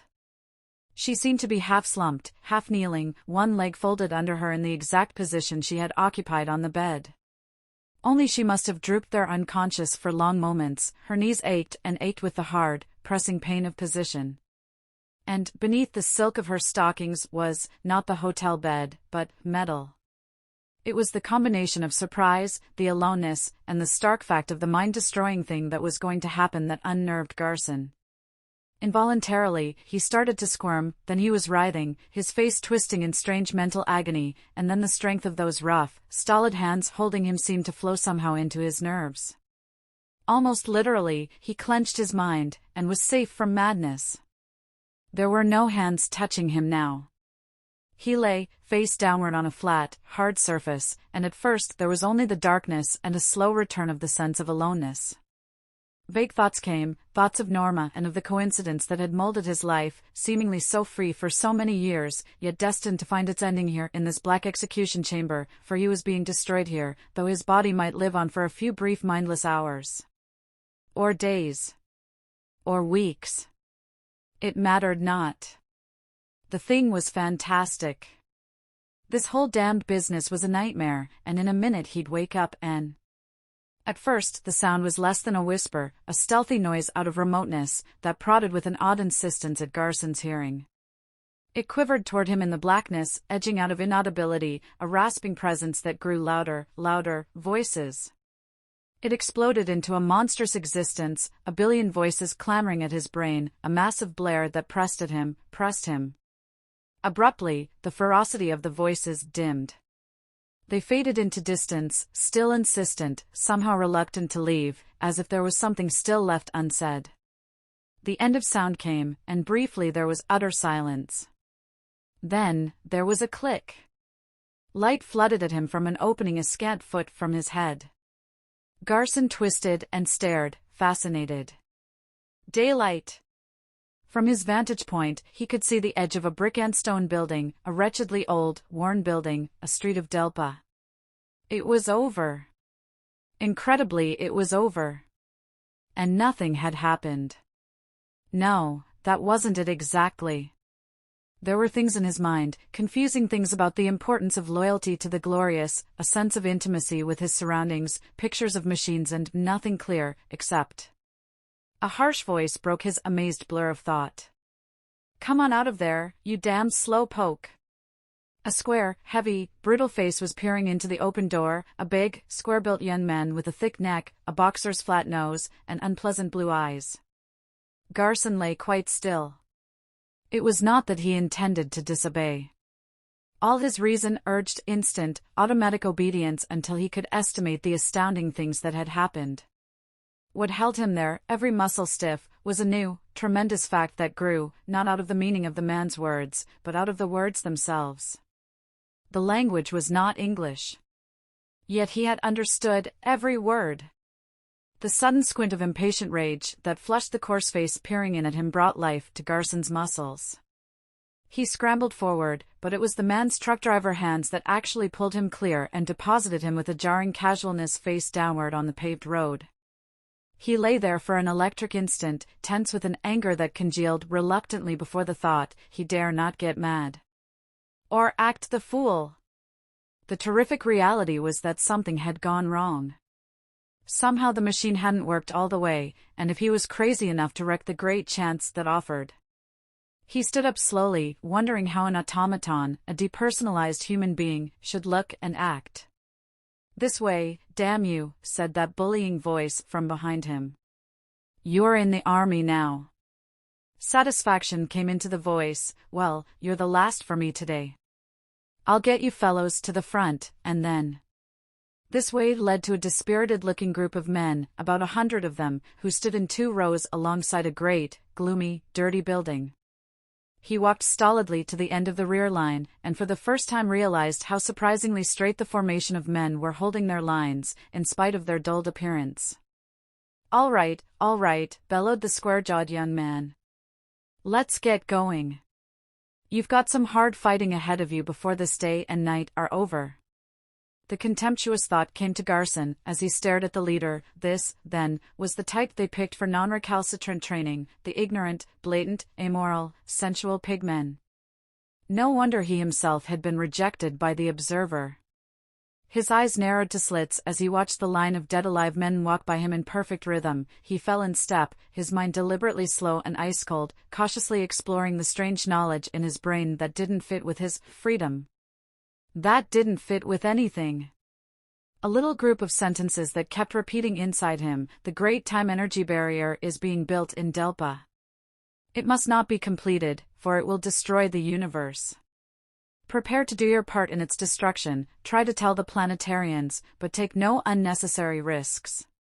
To stay alive, to tell the planetarians, those are your immediate purposes. The time-energy barriers must not funny," he thought, funny.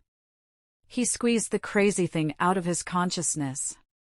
No trucks came gliding up to transport them. No streetcar whispered along in some super development of street railway service. There was simply no machinery, nothing but those narrow avenues with their gray, sidewalk-less length, like back alleys.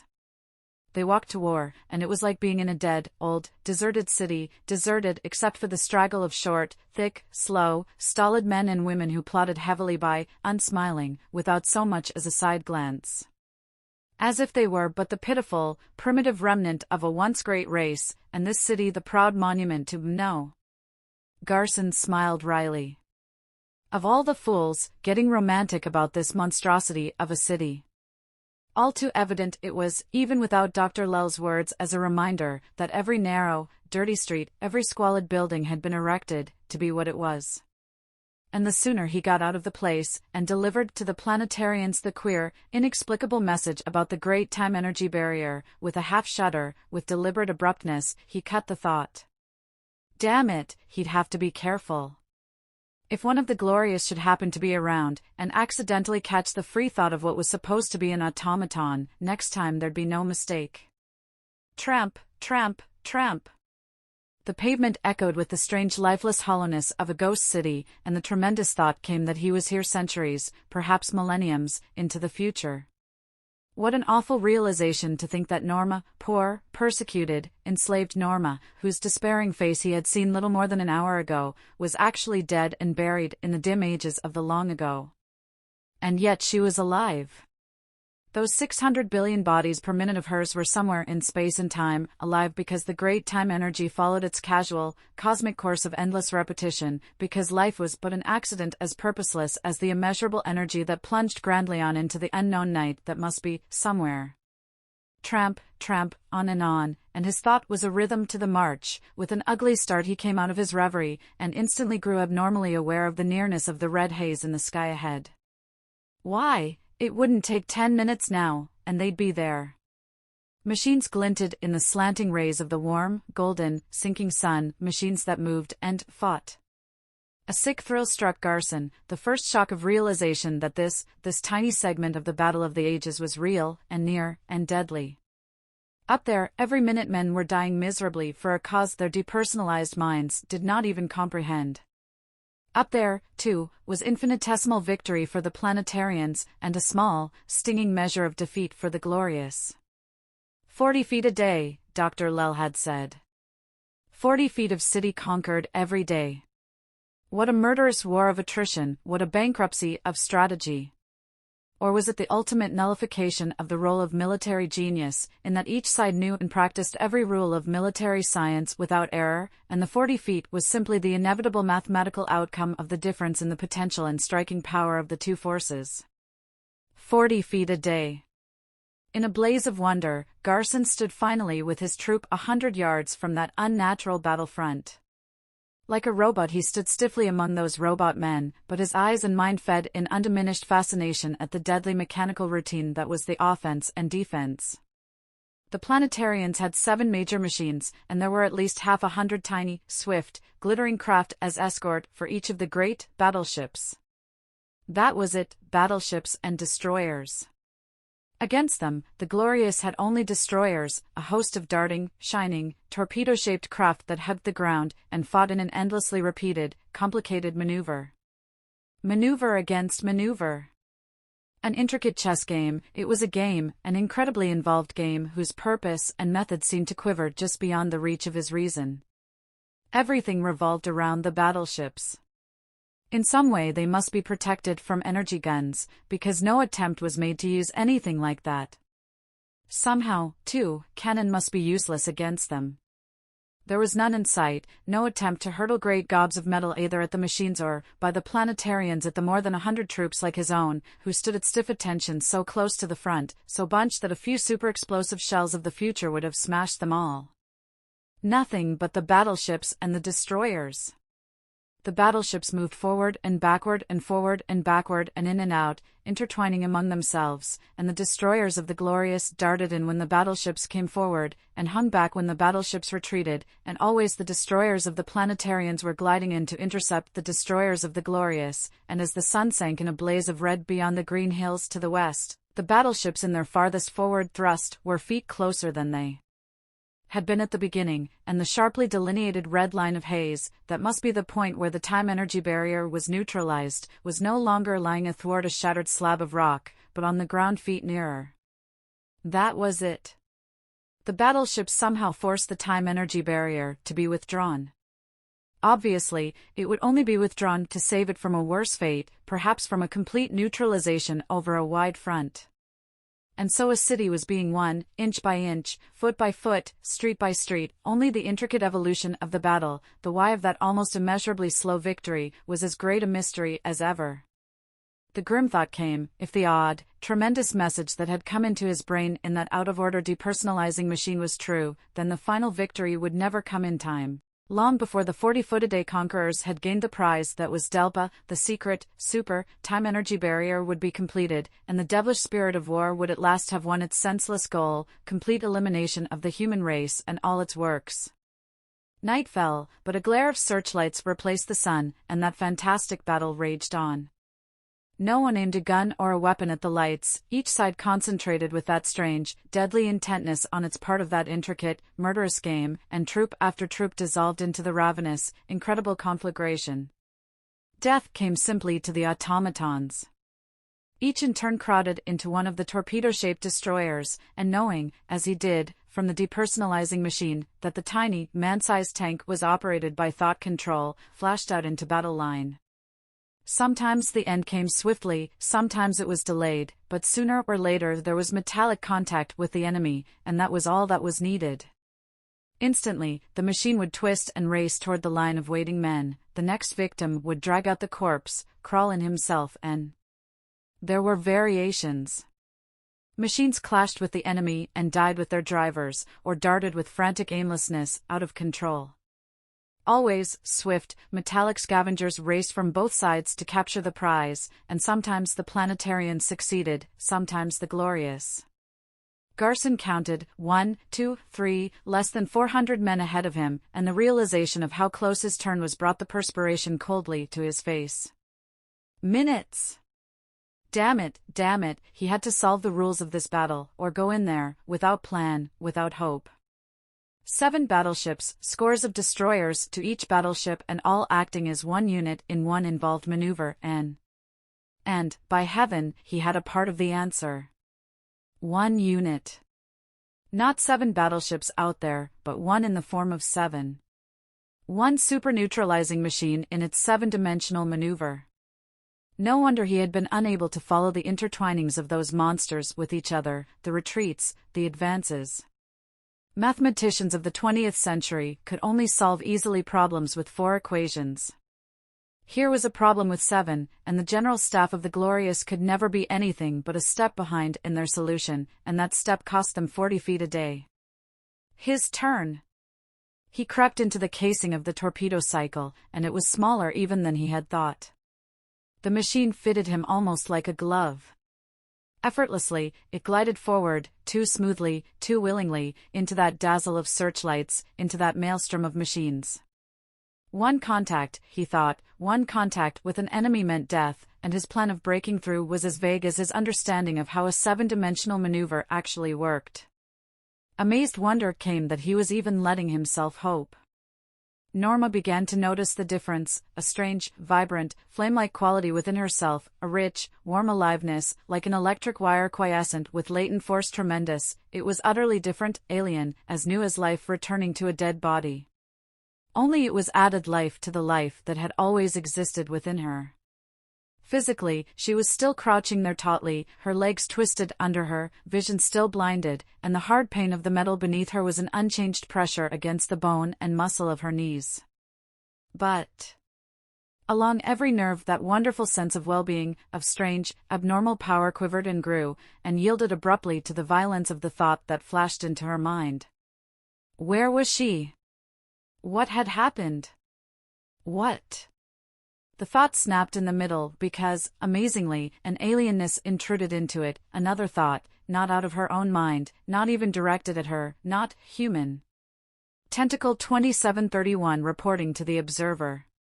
A warning light has flashed on the meaningless XXXXX time machine. Action. The answer came instantly, coldly. An intruder on top of the primary time machine. Warning from and to Dr. Lell's section. Tentacle 2731, go at once, destroy intruder. Action. There were stunning immensities in those hard wisps of message and answering message that echoed back along the dim corridors of her mind. The stupefying fact that she had effortlessly intercepted thought waves momentarily blotted out the immediacy of the greater fact that every chilling word of that death threat was meant for her. But then, before that colossal menace, even the knowledge of where she was came with a quiet unobtrusiveness, like a minor harmony in a clash of major discord. Her present location was only too obvious. Twisting the key the way she had sent her hurtling through time to the age of the Glorious, to the primary time machine, where fantastic things called tentacles and observers guarded. If only she could see. She must see, or she was lost, before she could begin to hope. Frantically, she strained against the blackness that lay so tight against her eyes, and she could see. It was as simple as that. One instant, blindness. The next, the urge to see. And then, sight complete, without preliminary blur, like opening her eyes after a quiet sleep. The simplicity part of it was crowded out of her brain by a whirling confusion of impression. There were 2 swift thoughts that clung, the brief wonder at the way sight had come back to her, merely from the wish that it would, and a flashing memory of the face that had floated at her out of the blackness of time. With this great moment you enter upon your power and your purpose. The picture, all connecting thoughts, fled. She saw that she was in a room, a vast domed room, and that she was on top of a gigantic machine. There were transparent walls. And beyond. Her mind and vision leaped beyond the room, through the transparent walls. There was something out there, something tremendous. A shimmering, roseate fire, like a greater dome that covered the near sky and hid the night universe beyond. The effort of staring tired her. Her gaze came down out of the sky, and, back in the room, she saw that all the transparent wall that faced her was broken into a senseless pattern of small balconies, each mounting glittering, strangely menacing machinery, weapons. So many weapons, for what? With a jar that shocked her brain, the thought disintegrated. She stared in blank horror at a long, thick, tube-shaped metal thing that floated up from below the rim of the time machine. A score of gleaming, insect-like facets seemed to glare at her. Tentacle 2731, destroy the intruder. No! It was her own desperate negation, product of pure devastating panic, product of newness, of a hideous, alien threat that wrecked on the instant all the bravery that had made her experiment with the key in the first place. Her mind spun like a dizzily spinning wheel, her body shrank from the sudden, abnormal fear that this metal would spray her with some incredible flame weapon before she could think, before she could turn or run, or even move. Of all her pride and accumulated courage, there remained only enough to bring a spasm of shame at the words that burst senselessly from her lips. No. No! You can't. Go away, go back, where you came from. Go, she stopped, blinked, and stared wildly. The thing was gone. The reality of that had scarcely touched her when a crash sounded. It came from beyond and below the rim of the machine. Quite instinctively, Norma ran forward to peer down. The 100-foot, precipice-like slope of metal time machine that greeted her startled gaze made her draw back with a gasp, but instantly she was creeping forward again, more cautiously, but with utter fascination to see again what that first brief glimpse had revealed. And there it was, on the distant floor, the tube-shaped thing. Even as she watched, hope building up in her, there came a weak impulse of alien thought. Tentacle 2731 reporting, difficulty. Female human using Insul mind rays, power 100, no further action possible by this unit, incapacitation 74 mechanical. Hope grew gigantic, and there was a wild burst of surmise and a desperate, wondering half-belief in the miracle that was taking place. She was doing this, her wish had brought instant return of sight, her despairing thought had sent the tentacle thing crashing to mechanical ruin. Insul mind rays, power 100. Why, it meant, it could mean. The leaping thought sagged. One of a series of doors in the wall facing her opened, and a tall man emerged hurriedly. Quite automatically, she pressed back, tried to lie flat on the metal, out of sight, but it seemed to her those familiar, sardonic eyes were staring straight up at her. Dr. Lell's hard, tight, superbly confident thought came then like a succession of battering blows against the crumbling structure of her hope. This is a repetition of the X-time and space manipulation. Fortunately, the transformation center this 17th time is a Miss Norma Matheson, who is utterly incapable, mathematically, of using the power at her disposal. She must be kept confused, kept on the run. The solution to her swift destruction is a concentration of forces of the third order, non-mechanical, according to Plan A4. Action. Action immediate, came the cold, distinctive thought of the observer. That was like death itself. Hope abandoned her, she lay flat on that flat metal, her mind blank, and not a quiver of strength in her body.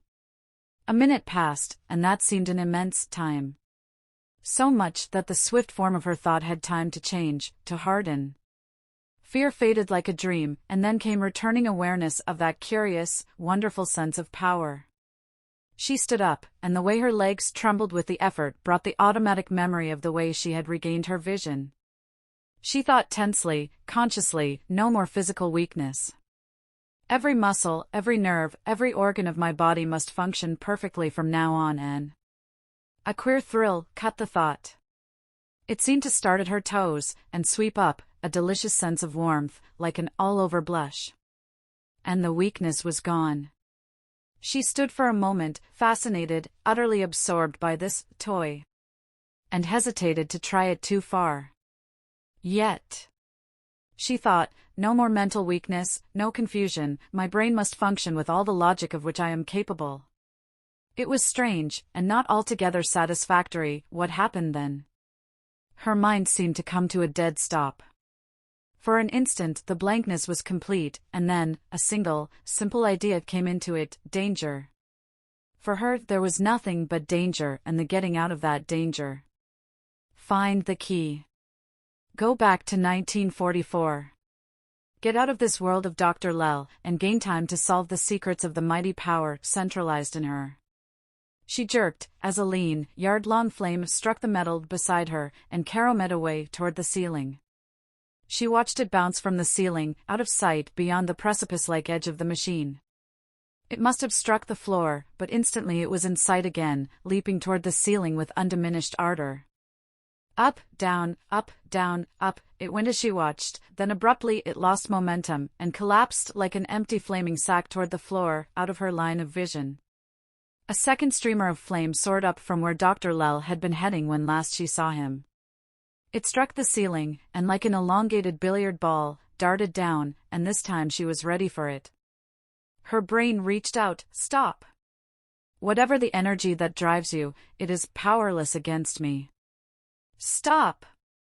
The flame missed her right hand by inches, and soared on up to the ceiling, and from below, strong and clear and satirical, came the voice, or was it the thought of Dr. Lell, "My dear Miss Matheson, that's the first of the third-order energies, quite beyond your control. And have you noticed that your mind isn't quite so cool as you ordered it to be? The truth is that, though you have power unlimited, you can only use it when you understand the forces involved, either consciously or unconsciously. Most people have a reasonably clear picture of their bodily processes, which is why your body reacted so favorably, but your brain, its secrets are largely beyond your understanding. As for the key, there was laughter in the words, you seem to have forgotten it is geared to the time machine. The observer's first act was to switch it back to 1944. Accordingly, I can promise you death. Her brain remained calm, her body steady, unaffected. No blood surged to her head, there was the barest quickening of her heartbeat, her hands clenched with the tense knowledge that she must act faster, think faster. If only Jack Garson were here, with his science, his swift, logical brain. Strangely, then, she could feel her mind slipping out of her control, like sand between her fingers. Her body remained untroubled, untouched, but her mind was suddenly gliding down, down, into dark depths. Terror came abruptly, as a score of flame streamers leaped into sight toward the ceiling, bounced, and... Jack, Jack, help me! I need you! Oh, Jack, come, the slow seconds brought no answer, and the urgency of her need brought no answer, and the urgency of her need could brook no waiting. Back home, she thought. I've got to get back home, back to 1944, back. Her body twanged. There was blackness, and a horrible sensation of falling. The blow of the fall was not hard, and that unaffected, almost indestructible body of hers took the shock in a flash of pain-absorbing power. Awareness came of a floor with a rug on it. A vague light directly in front of her lost its distortion and became a window. Her own apartment! Like a young tigress she scrambled to her feet, and then poised motionless with dismay as the old, familiar, subtle vibration thrilled its intimate way along her nerves. The machine was in the room below and working. Her will to safety had sent her back to her own time, but her call to Jack Garson had passed unheeded, unheard, and here she was, alone with only a strange unwieldy power to help her against the gathering might of the enemy. And that was her hope, that it was only gathering. Even Dr. Lell must have time to transport his forces. If she could get out of this building, use her power to carry her, as it had already borne her from the time and space of the future. Carry her where? There was only one other place she could think of, to the hotel. To the hotel room from where she had launched herself with the key. It wasn't death that came then, but a blow so hard that she was sobbing bitterly with the pain even as her mind yielded reluctantly to unconsciousness, even as she was realizing in stark dismay that she had struck the wall of her apartment and this power she possessed had been betrayed once again by her inability to handle it. And now Dr. Lell would have time to do everything necessary. Blackness came. There was a memory in Garson of the night, and of the rushing machine that had carried him, the wonderful little metal thing that darted and twisted far to the left, as close to the red haze of the time-energy barrier as he dared to go, and not a machine had followed him. In seconds he was through the blazing gap, out of Delpa, safe from Dr. Lell, only something had struck at him then, a crushing blow. He came out of sleep without pain, and with no sense of urgency. Drowsily, he lay, parading before his mind the things that had happened, and the comfortable realization came that he must be safe or he wouldn't be like this.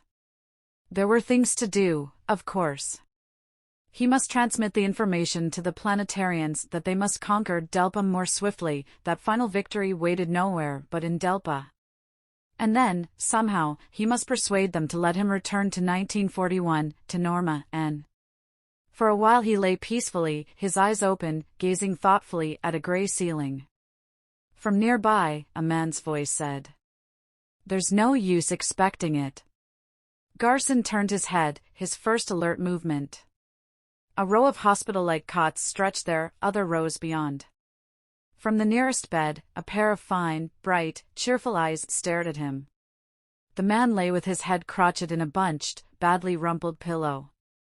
He said. Expecting to feel surprised, I mean. You won't.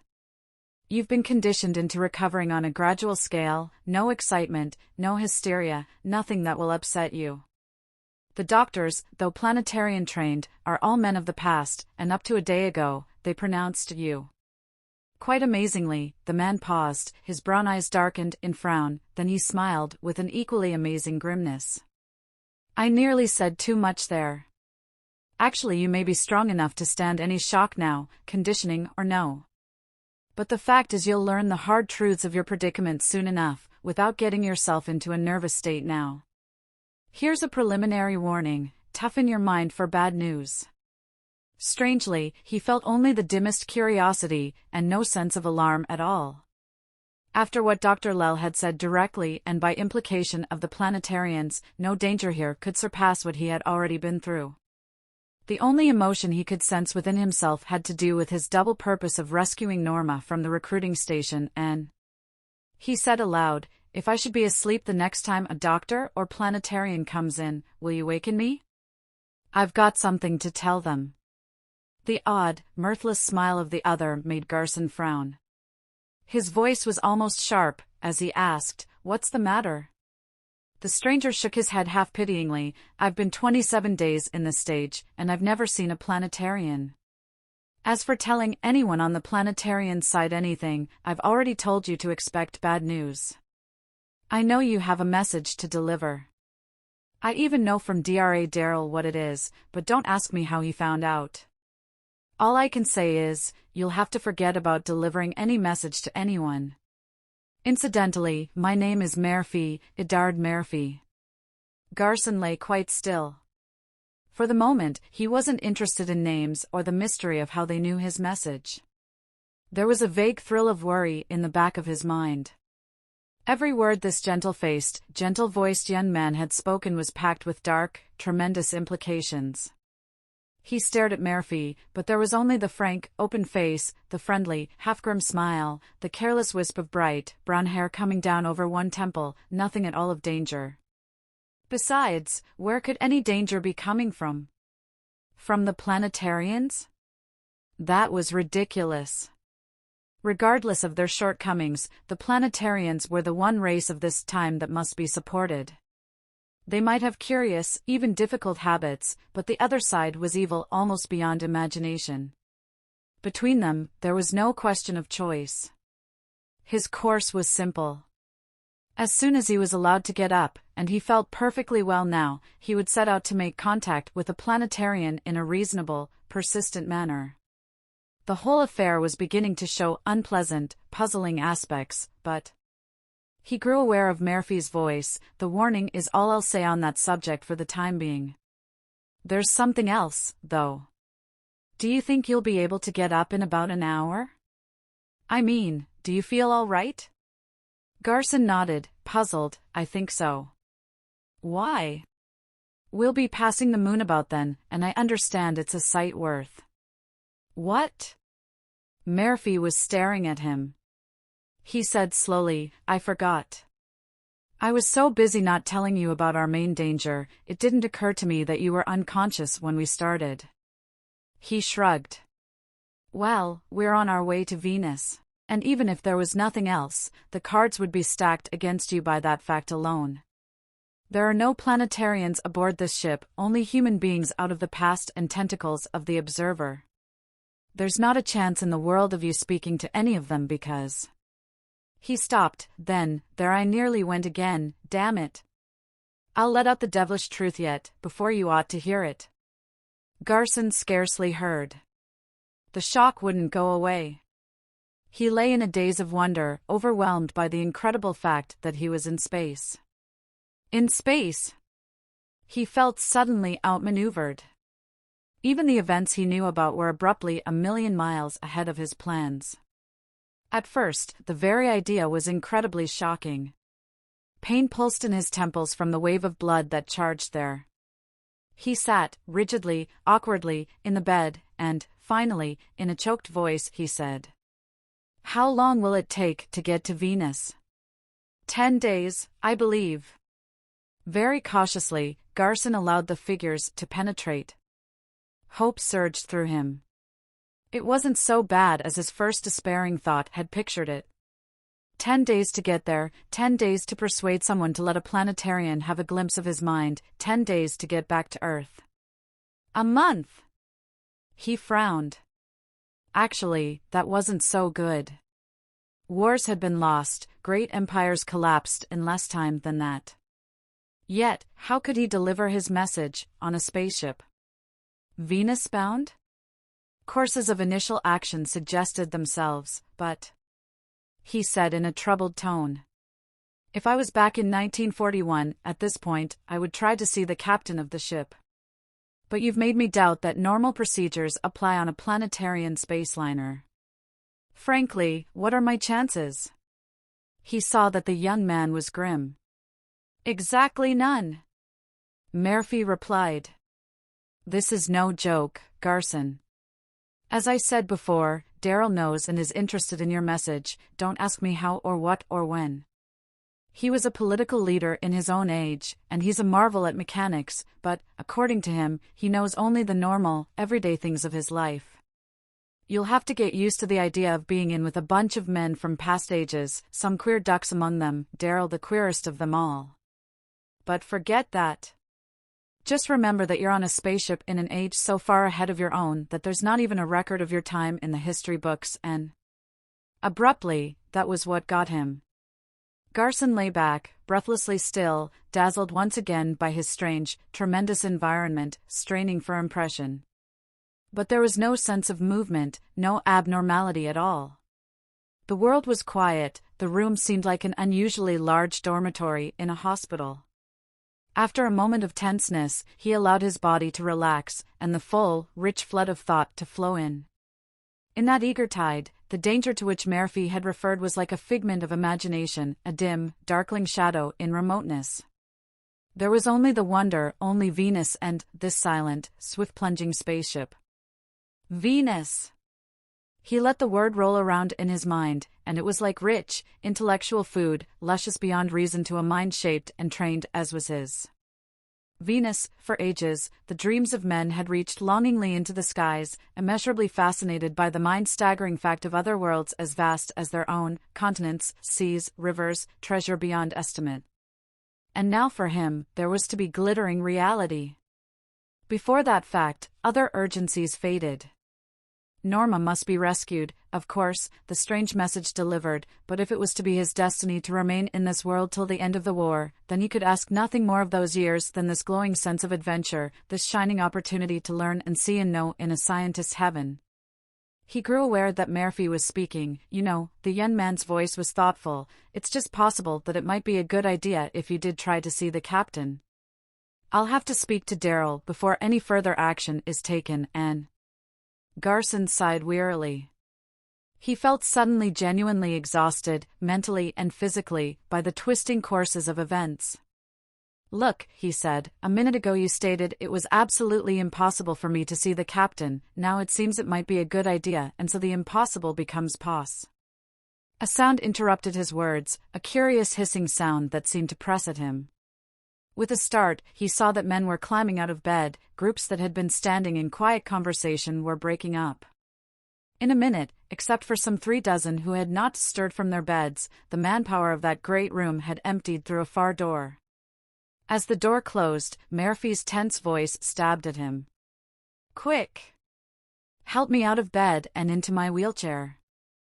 Damn this game leg of mine, but I've got to see Daryl. The attack must not take place until you've tried to see the captain. Quick, man! Attack! Garson began, then with an effort, caught himself. Forcing coolness through the shock that was gathering in his system, he lay back, he said in a voice that teetered on the edge of tremble.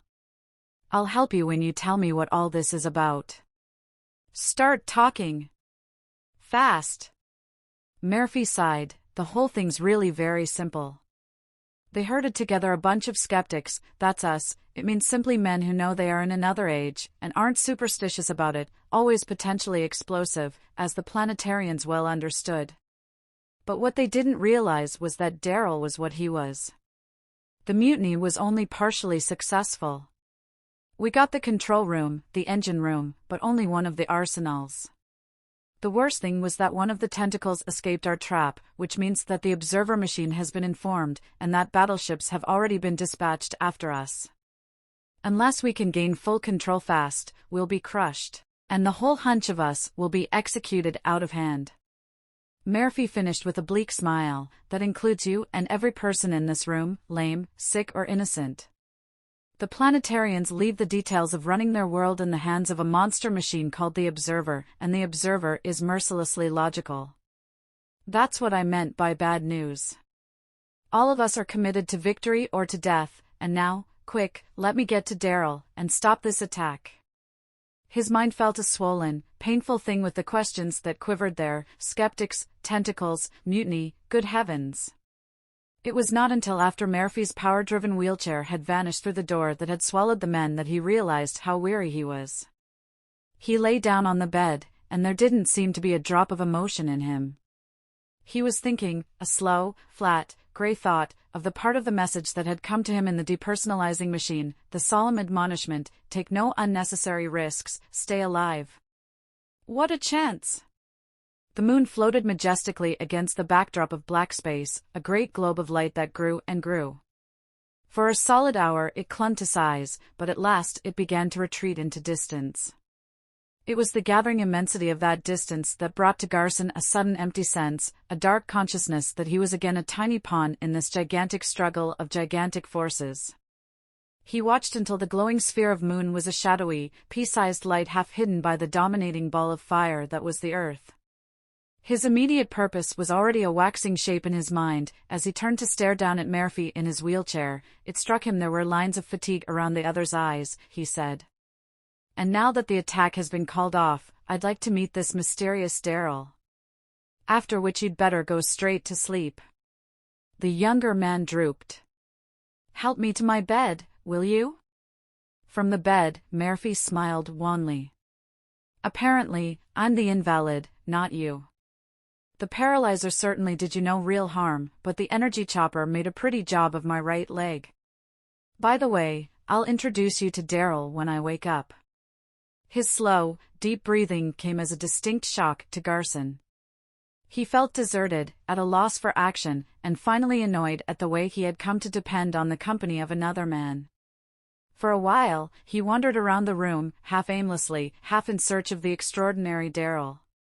But gradually his mind was drawn from that undetermined purpose, as the men, the incredible men, grew into his consciousness. They swaggered, these chaps.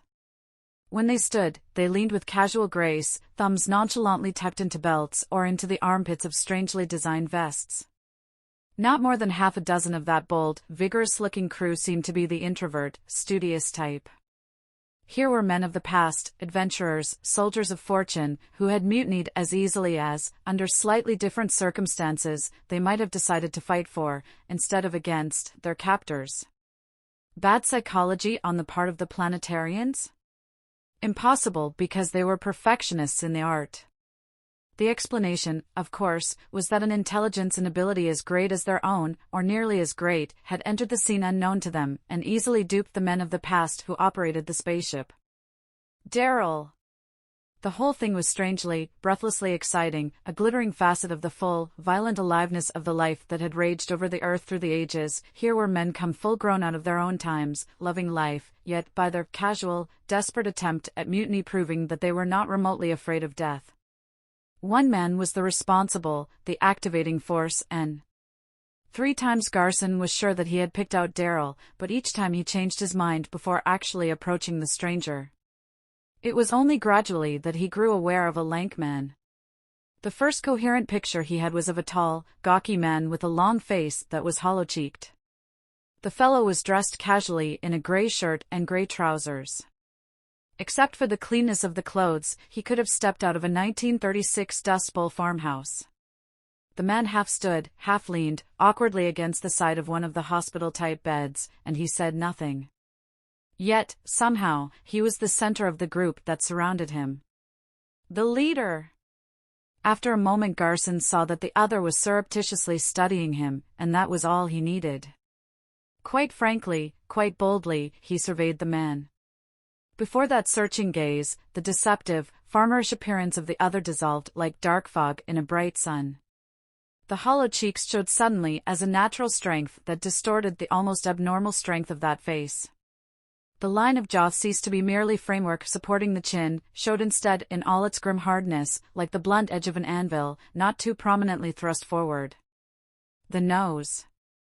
At that point, somebody addressed the man as Mr. Darrell, and it was as if Darrell had been waiting for the words as for a signal. He stepped forward. He said in the calmest voice Garson had ever heard, "Professor Garson, do you mind if I speak to you?" He motioned forcefully yet vaguely, "Over there?" Garson was amazed to find himself hesitating. For nearly an hour he had had the purpose of finding this man, but now, it was simply not in his nature to yield readily to the leadership of others. It struck him sharply that even to agree to Darrell's simple request was to place himself, somehow, subtly under the man's domination. Their eyes met, his own hard with thought, Darrell's at first expressionless, then smiling. The smile touched his face and lighted it in astounding fashion. His entire countenance seemed to change. Briefly, his personality was like a flame that burned away opposition. Garson was startled to hear himself say, "Why, yes, what is it you wish?" The answer was cool and tremendous. "You have received a warning message, but you need look no further for its source. I am Dra. Darrell of the wizard race of Lynn. My people are fighting under great difficulties to save a universe threatened by a war whose weapons are based on the time energy itself." "Just a minute." Garson's voice was harsh in his own ears. "Are you trying to tell me your people sent that message?" "I am." The man's face was almost gray steel in color. "And to explain that our position is now so dangerous that your own suggestion that you see Captain Garadin has become the most important necessity and the best plan." Strangely, it was that on which his mind fastened, not the revelation but the mind picture of himself leaving the placid security of this room, delivering himself into the ruthless clutches of men of some other, more merciless past than his own, and to tentacles. Like a monstrous shadow overhanging every other emotion, the dark realization came that the law of averages would not permit him to face death again without death. Slowly, the other thought, Darrell's revelation, began to intrude. He examined it, at first half puzzled that it continued to exist in his mind. Somehow, it wasn't really adequate, and certainly far from satisfactory as an explanation of all that had happened. A message delivered into the black narrowness of a glorious depersonalizing machine, hurtled across distance, through a web of glorious defenses, from Darrell. Garson frowned, his dissatisfaction growing by the second. He stared at the man from slitted eyes, and saw that the other was standing in that peculiar easy awkward posture of his, gazing at him coolly as if the impression was a distinct one, as if waiting patiently for his considered reaction. That was oddly reassuring, but it was far, far from being enough. Garson said, "I can see I've got to be frank, or this thing's going to be all wrong. My angle goes like this: I've been building a picture in my mind, an impossible picture I can see now, of beings with tremendous powers. I thought of them as possibly acting from the future of this future, but, whatever their origin, I had the uttermost confidence that they were superhuman, superglorious, and—" He stopped, because the long-faced man was smiling in twisted fashion. "And now," Darrell said wryly, "the reality does not come up to your expectations. An ordinary man stands before you, and your dreams of God power interfering in the affairs of men becomes what it always was, basically, wishful hallucination. And in its place, what?" Garson questioned coolly. Darrell took up the word steadily. "In its place is a man who failed to take over a spaceship, and now faces a sordid death himself." Garson parted his lips to speak, then closed them again, puzzled. There was nothing so far but honesty, almost excessive. Still, confession was far from being satisfactory explanation. Darrell's voice, rich with the first hint of passion the man had shown, beat at him. "Are you sure it was such a great failure?" One man manipulating strangers who had no reason to fight, many of them invalids, and winning a partial success against the highly trained crew of a completely mechanized space cruiser, a crew supported by no less than 4 tentacles of the omniscient observer. Stripped as the account was, it brought a vivid, fascinating flash of what the reality of that fight must have been. Flesh and blood men charging forward in the face of energy, weapons, dealing and receiving desperate wounds, overwhelming the alert and abundant staff of an armored ship, and 4 tentacles, whatever they were. Tentacle, a potent, ugly word, inhuman, nevertheless. If you're going to use logic on this, Garson said slowly, you'll have to put up with my brand for another minute. Why did you go in for mutiny in the first place under such difficult conditions? Amazingly, the man's eyes flashed with contemptuous fire. When he spoke, his voice was thick with passion. Can you reasonably ask for more than the reality, which is that our position is desperate because we took risks? We took risks because, he paused, as if gathering himself, then his words flamed on, because I am of the race of wizards, and we were masters of the earth of our time because we were bold. As was ever the way with the wizards, I chose the difficult, the dangerous path, and I tell you that victory with all that it means is not yet beyond our grasp. In the queerest fashion, the glowing voice died. An intent expression crept into the man's eyes. He tilted his head, as if listening for a remote sound. Garson shook the odd impression out of his mind and returned to the thoughts that had been gathering while the other was speaking. He said coolly, unfortunately, for all that emotion, I was trained to be a scientist, and I was never taught to accept justification as a substitute for explanation. It was his turn to fall silent. With a startled gaze, he watched the tall, gawky figure stride at top speed along the wall. The wizard man halted as swiftly as he had started, but now his fingers were working with a strangely frantic speed at a section of the wall. As Garson came up, the wall slid free, and Darryl, half lowered, half dropped it to the floor. In the hollow space revealed, wires gleamed, and a silver, shining glow point showed. Unhesitatingly, Darryl grasped at the white-hot-looking thing and jerked. There was a faint flash of fire, and when his hand came away, the glow was gone. Darryl stared at Garson grimly. Those seeming wires are not wires at all, but a pure energy web, an electron mold that, over a period of about an hour, can mold a weapon where nothing existed before. Tentacles can focus that type of mold anywhere, and the mold itself is indestructible, but up to a certain stage, the molded thing can be destroyed. Garson braced himself instinctively as the other faced him squarely. Darryl said, "You can see that. Without my special ability to sense energy formations, there would have been surprise tragedy." "Without you," Garson interjected, "there would have been no mutiny." "I'm sorry, but I've got the kind of mind that worries about explanations." "So?" The man gazed at him without hostility. He said finally earnestly, "I know your doubts, but you can see yourself that I must go around examining our rather large territory for further electron mold manifestations. Briefly, we wizards are a race of the past who developed a science that enabled us to tap the timeways of the glorious, though we cannot yet build a time machine. In many ways, we are the superiors of either planetarians or glorious. Our mathematics showed us that the time energy could not stand strains beyond a certain point. Accordingly, we have taken and are taking every possible action to save the universe, the first and most important necessity being that of establishing a base of operations, preferably a spaceship." He finished quietly, "For the rest, for the time being you must have faith. Regardless of your doubts, you must go to see the captain. We must win this ship before we are overwhelmed. I leave you now to think it over." He whirled and strode off, and behind him, he left half conviction, half confidence, but, Garson thought wryly, no facts. What a vague, unsatisfactory basis on which to risk the only life he had.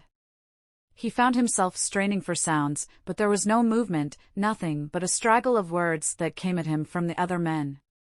The ship itself, the wondrous ship, was quiet. It seemed to be suspended in this remote corner of the universe, and it at least was not restless. It flashed on in tireless, stupendous flight, but basically it was unhurried, isolated from mechanical necessities, knowing neither doubt nor hope, nor fear nor courage. Doubt!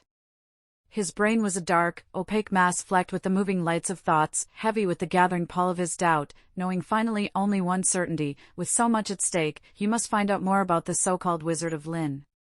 It would be utterly ridiculous to make some move against the planetarians, the hope of this war, on the glib say-so of anyone. But what to do? Where to find out? The urgent minutes fled. There was the black, incredible vista of space, but no answers offered there. There was lying in bed and staring at the gray ceiling, that was worse. Finally, there was the discovery of the library in a room adjoining the long dormitory, and that held such an immense promise that, for a brief hour, even the sense of urgency faded out of him. Only gradually did awareness come that the books were a carefully selected collection. At any other time, every word of every page would have held him in thrall, but not now. For a while, with grim good humor, he examined volume after volume to verify his discovery. At last, weary with frustration, he returned to his bed and saw that Murphy was awake. His mind leaped, then he hesitated. It was possible he would have to approach the subject of Darryl warily. He said finally, "I suppose you've been through the library." Murphy shook his head, brown eyes slightly sardonic. "Not that one. But on the basis of the two I have seen, I'll venture to guess they're elementary scientific books, travel books about the planets, but no histories, and nowhere is there a reference to what year this is. They're not even letting us skeptics know that." Garson cut in almost harshly, "These planetarians are not such good angels as I thought. In an entirely different, perhaps cleverer way, this ship is organized to press us into their mold just as the Glorious used the Deperson." He stopped, startled by the hard tenor of his thoughts. Good heavens! At this rate, he'd soon work himself into an anti-planetary fury. Deliberately, he tightened his mind. His job was not to hate, but to ask careful questions about Darryl, and stay alive. He parted his lips, but before he could speak, Murphy said, "Oh, the planetarians are all right. If we hadn't gone in for this damned mutiny, we'd have been treated all right in the long run, provided we kept our mouths shut and conformed." Garson's mind literally wrenched itself from thought of Darryl. "Mouths shut," he said. "What do you mean?" Murphy laughed mirthlessly. "We're the skeptics who, in a general way, know where we are. The great majority of recruits don't know anything except that it's a strange place. For psychological reasons, they've got to feel that they're in perfectly rational surroundings. Their own superstitions provide the solutions. A slew of ancient Greeks think they're fighting on the side of Jupiter in the battle of the gods.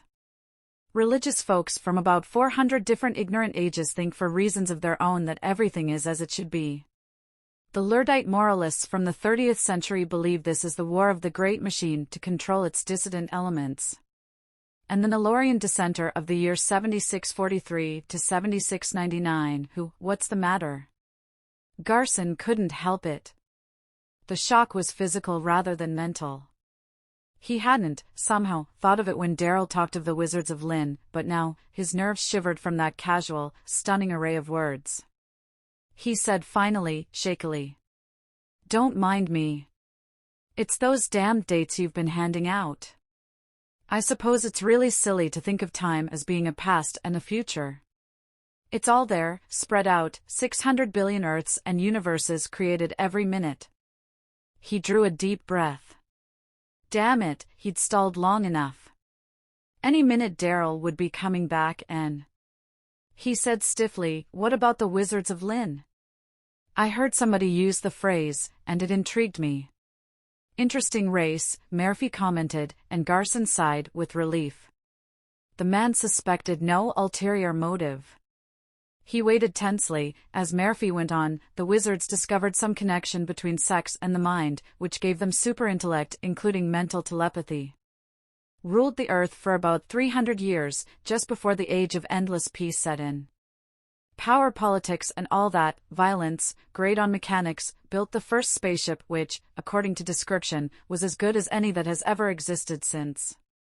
Most of their secrets were lost. Those that weren't became the property of a special priest clique whose final destruction is a long story, and He paused, frowning thoughtfully, while Garson wondered bleakly how he ought to be taking all this. So far, Daryl's story was substantiated practically word for word.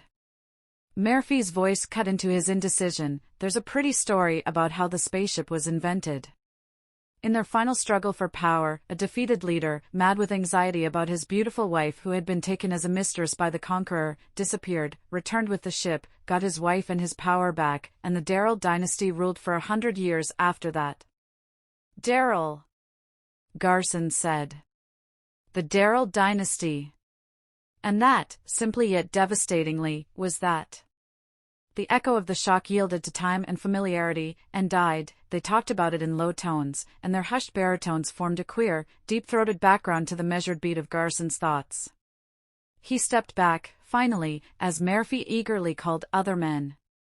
With bleak detachment, he listened while Murphy's voice recast itself over and over into the same shape, the same story, though the words and even the tone varied with each telling.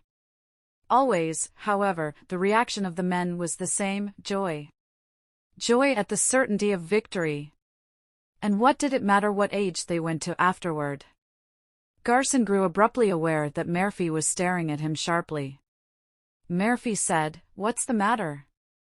He felt the weight of other gazes on him, as he shrugged and said, "All this offers little hope for me. History records that we won this ship. But I have still to confront the captain, and history is silent as to whether I lived or died. Frankly, I consider the message that I received in the glorious depersonalizing machine more important than ever, and accordingly my life is of more importance than that of anyone else on the ship. I repeat, our only certainty is that Daryl escaped with the spaceship. Who else lived, we don't know." Daryl. "Yes," said the calm voice of Daryl behind him. "Yes, Professor Garson." Garson turned slowly. He had no fixed plan. There was the vaguest intention to undermine Daryl's position, and that had made him stress the uncertainty of any of the men escaping. But it wasn't a plan because there was the unalterable fact that the ship had gotten away. Daryl had one. No plan. The only factors in his situation were his own tremendous necessities and the inimical environment in which they existed. For a long moment, he stared at the gangling body, studied the faint triumph that gleamed in the abnormally long yet distinctive face of the wizard man. Garson said, "You can read minds. So it's unnecessary to tell you what's going on. What are your intentions?" Daryl smiled, the glowing, magnetic smile that Garson had already seen. His agate eyes shone as he surveyed the circle of men, then he began to speak in a strong, resonant voice. There was command in that voice, and a rich, powerful personality behind it, the voice of a man who had one. "My first intention is to tell everyone here that we are going to an age that is a treasure house of spoils for bold men. Women, palaces, wealth, power for every man who follows me to the death. You know yourself what a damned, barren world we're in now. No women, never anything for us, but the prospect of facing death fighting the glorious still entrenched on Venus or Earth. And a damned bunch of moralists fighting a war to the finish over some queer idea that men ought or ought not to have birth control. Are you with me?" It was a stirring, a ringing appeal to basic impulses, and the answer could not have been more satisfactory. A roar of voices, cheers, and finally, "What are we waiting for? Let's get going." The faint triumph deepened on Daryl's face as he turned back to Garson. He said softly, "I'm sorry I lied to you, Professor, but it never occurred to me that Murphy or anybody aboard would know my history. I told you what I did because I had read in your mind some of the purposes that moved your actions. Naturally, I applied the first law of persuasion and encouraged your hopes and desires." Garson smiled grimly. The little speech Daryl had just given to the men was a supreme example of the encouragement of hopes and desires, obviously opportunistic, insincere, and reliable only if it served the other's future purposes. He saw that Daryl was staring at him, and he said, "You know what's in my mind. Perhaps you can give me some of that easy encouragement you dispense. But, remember, it's got to be based on logic. That includes convincing me that, if I go to the captain, it is to your self-interest to set me down near a planetarian stronghold, and that furthermore."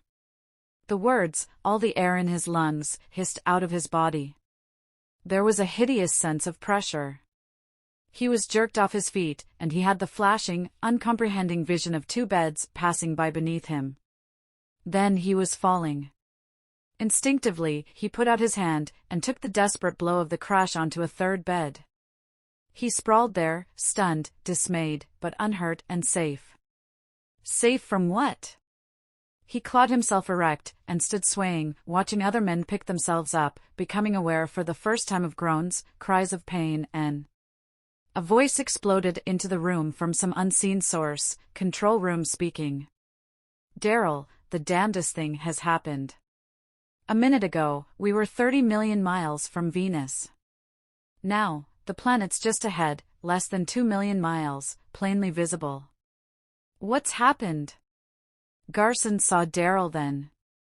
The man was lying on his back on the floor, his eyes open, an intent expression on his face. The wizard man waved aside his extended hands. "Wait!" Daryl said sharply. "The tentacle aboard this ship has just reported to the observer on Venus, and is receiving a reply, an explanation of what happened. I'm trying to get it." His voice changed, became a monotone, the 17th X-space and time manipulations, taking place somewhere in the future, several years from now. Your spaceship either by accident or design caught in the eddying current in the resulting time storm, still not the faintest clue to the origin of the mighty powers being exercised. That is all, except that battleships are on the way from Venus to help you. Daryl stood up. He said quietly, "About what you were saying, Garson, there is no method by which I can prove that I will do anything for you. History records that I lived out my full span of life.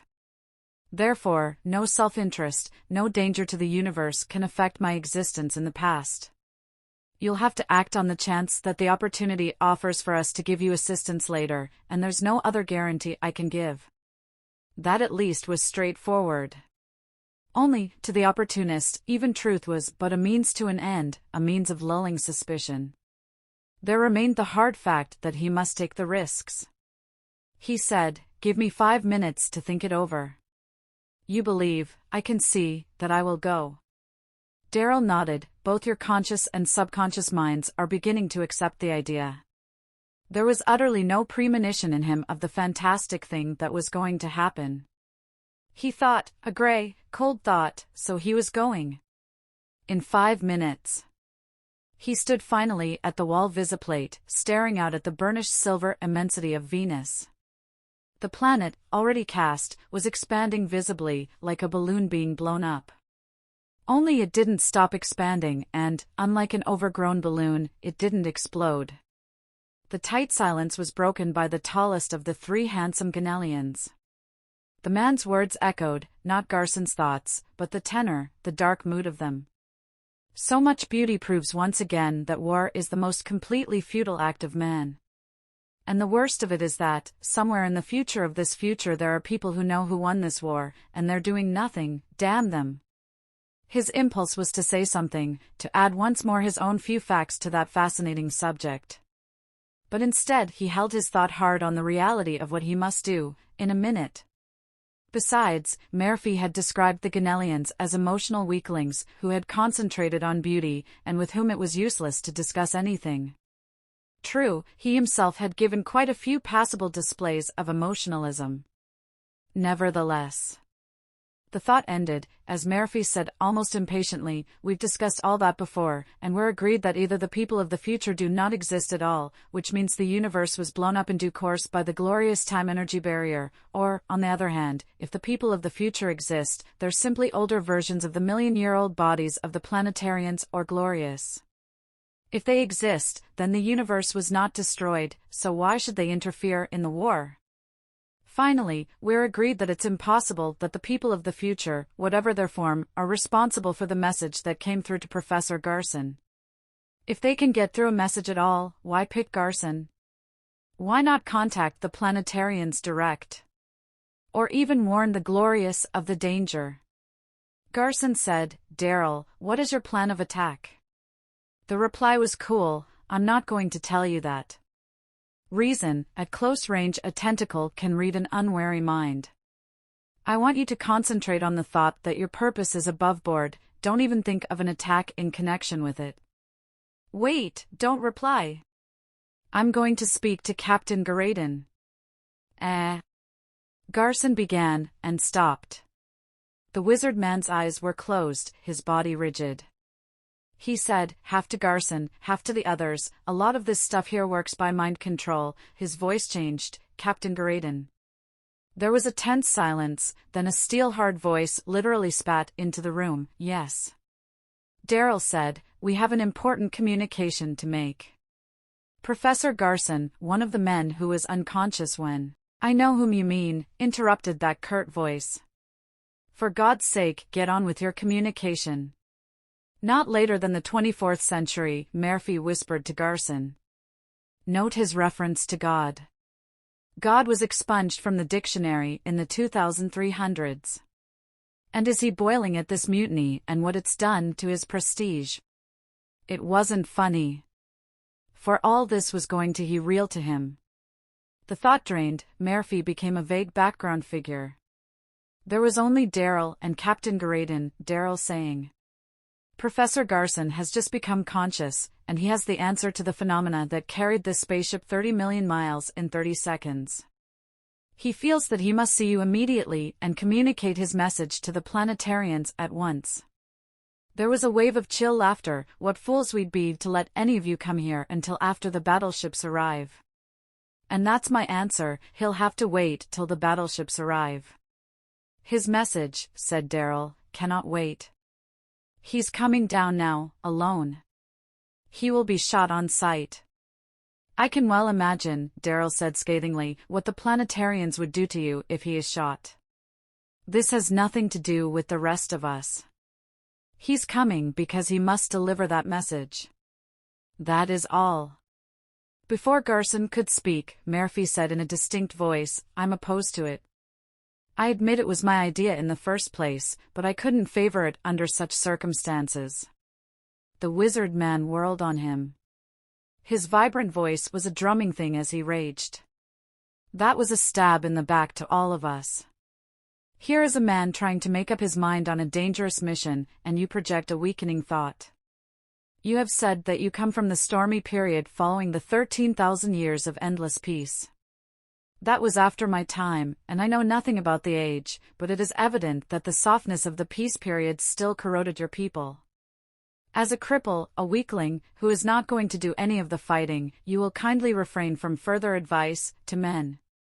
It could have been devastating, but Murphy simply shrugged, smiled gently, unaffectedly, at Garson, and said, I withdraw from the conversation. He finished, Good luck, friend. Daryl, steely-eyed and cold-voiced, said to Garson, I want to point out one thing. History says we conquered this ship. The only plan we have left revolves around you.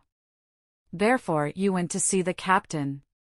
To Garson, to whom logic was the great prime mover, that thought had already come. Besides, his mind had been made up for 5 minutes. The second corridor was empty, too, and that strained his tightening nerves to the breaking point. Garson paused stiffly, and wiped the thin line of perspiration from his brow. And still there was no premonition in him of the incredible ending that was coming, for him, nothing but the deadly actuality of his penetration into the depths of a ship that seemed of endless length, and grew vaster with each step that he took. A door yielded to his touch, and he peered into a great storeroom, piled with freight, thousands of tons, silent and lifeless as the corridors ahead. He walked on, his mind blanker now, held steady far from the thought of Daryl's intended attack. He thought vaguely, if Norma could keep from Dr. Lell her action of writing a letter to him, then he could keep any thought from anything, and... He was so intent that he didn't see the side corridor till the men burst from it, and had him before he could think of fighting. Not that he intended to fight. Bring him in here, said a hard, familiar voice, and after a moment of peering into the shadows of the receding corridor, he saw a slender man in uniform standing beside a tentacle. That thick, pipe-shaped thing could be nothing else. It rolled forward, as if wheels held it up, and its faceted eyes glared at him. It spoke abruptly in a clear, passionless voice. I can catch no thoughts, which is unusual. It presupposes schooling, preparation for mind-reading attempts. The observer advises execution. The hard, young man's voice said impatiently, to hell with the observer. We can always execute. Bring him in here. A door opened, and light splashed out. The door closed behind him, and he saw that the room was no more than a small anteroom to some vaster, darkened room beyond. But he scarcely noticed that. He was thinking with a stinging shock of fury, the logical observer advising executions without a hearing. Why, that wasn't reasonable. Damn the stupid observer. His fury faded into vast surprise, as he stared at the captain. His first impression had been that the other was a young man, but at this closer view, he looked years older, immeasurably more mature. And, somehow, in his keyed-up state, that observation brought immense astonishment. Amazement ended, as his mind registered the blazing question in Captain Garaden's eyes. Quite automatically, he launched into his story. When he had finished, the commander turned his hard face to the tentacle. Well, he said. The tentacle's voice came instantly, coldly. The observer recalls to your memory its earlier analysis of this entire situation, the destruction of tentacles 1601, 2 and 3 and the neutralization of electron molds could only have been accomplished with the assistance of a mind reader. Accordingly, unknown to us, a mind reader was aboard. For races in history solved the secret of the training essential to mental telepathy. Of these, only the wizards of Lynn possessed surpassing mechanical ability. It was the eeriness that held his whole mind, at first, the fantastic reality of this thing talking and reasoning like a human being.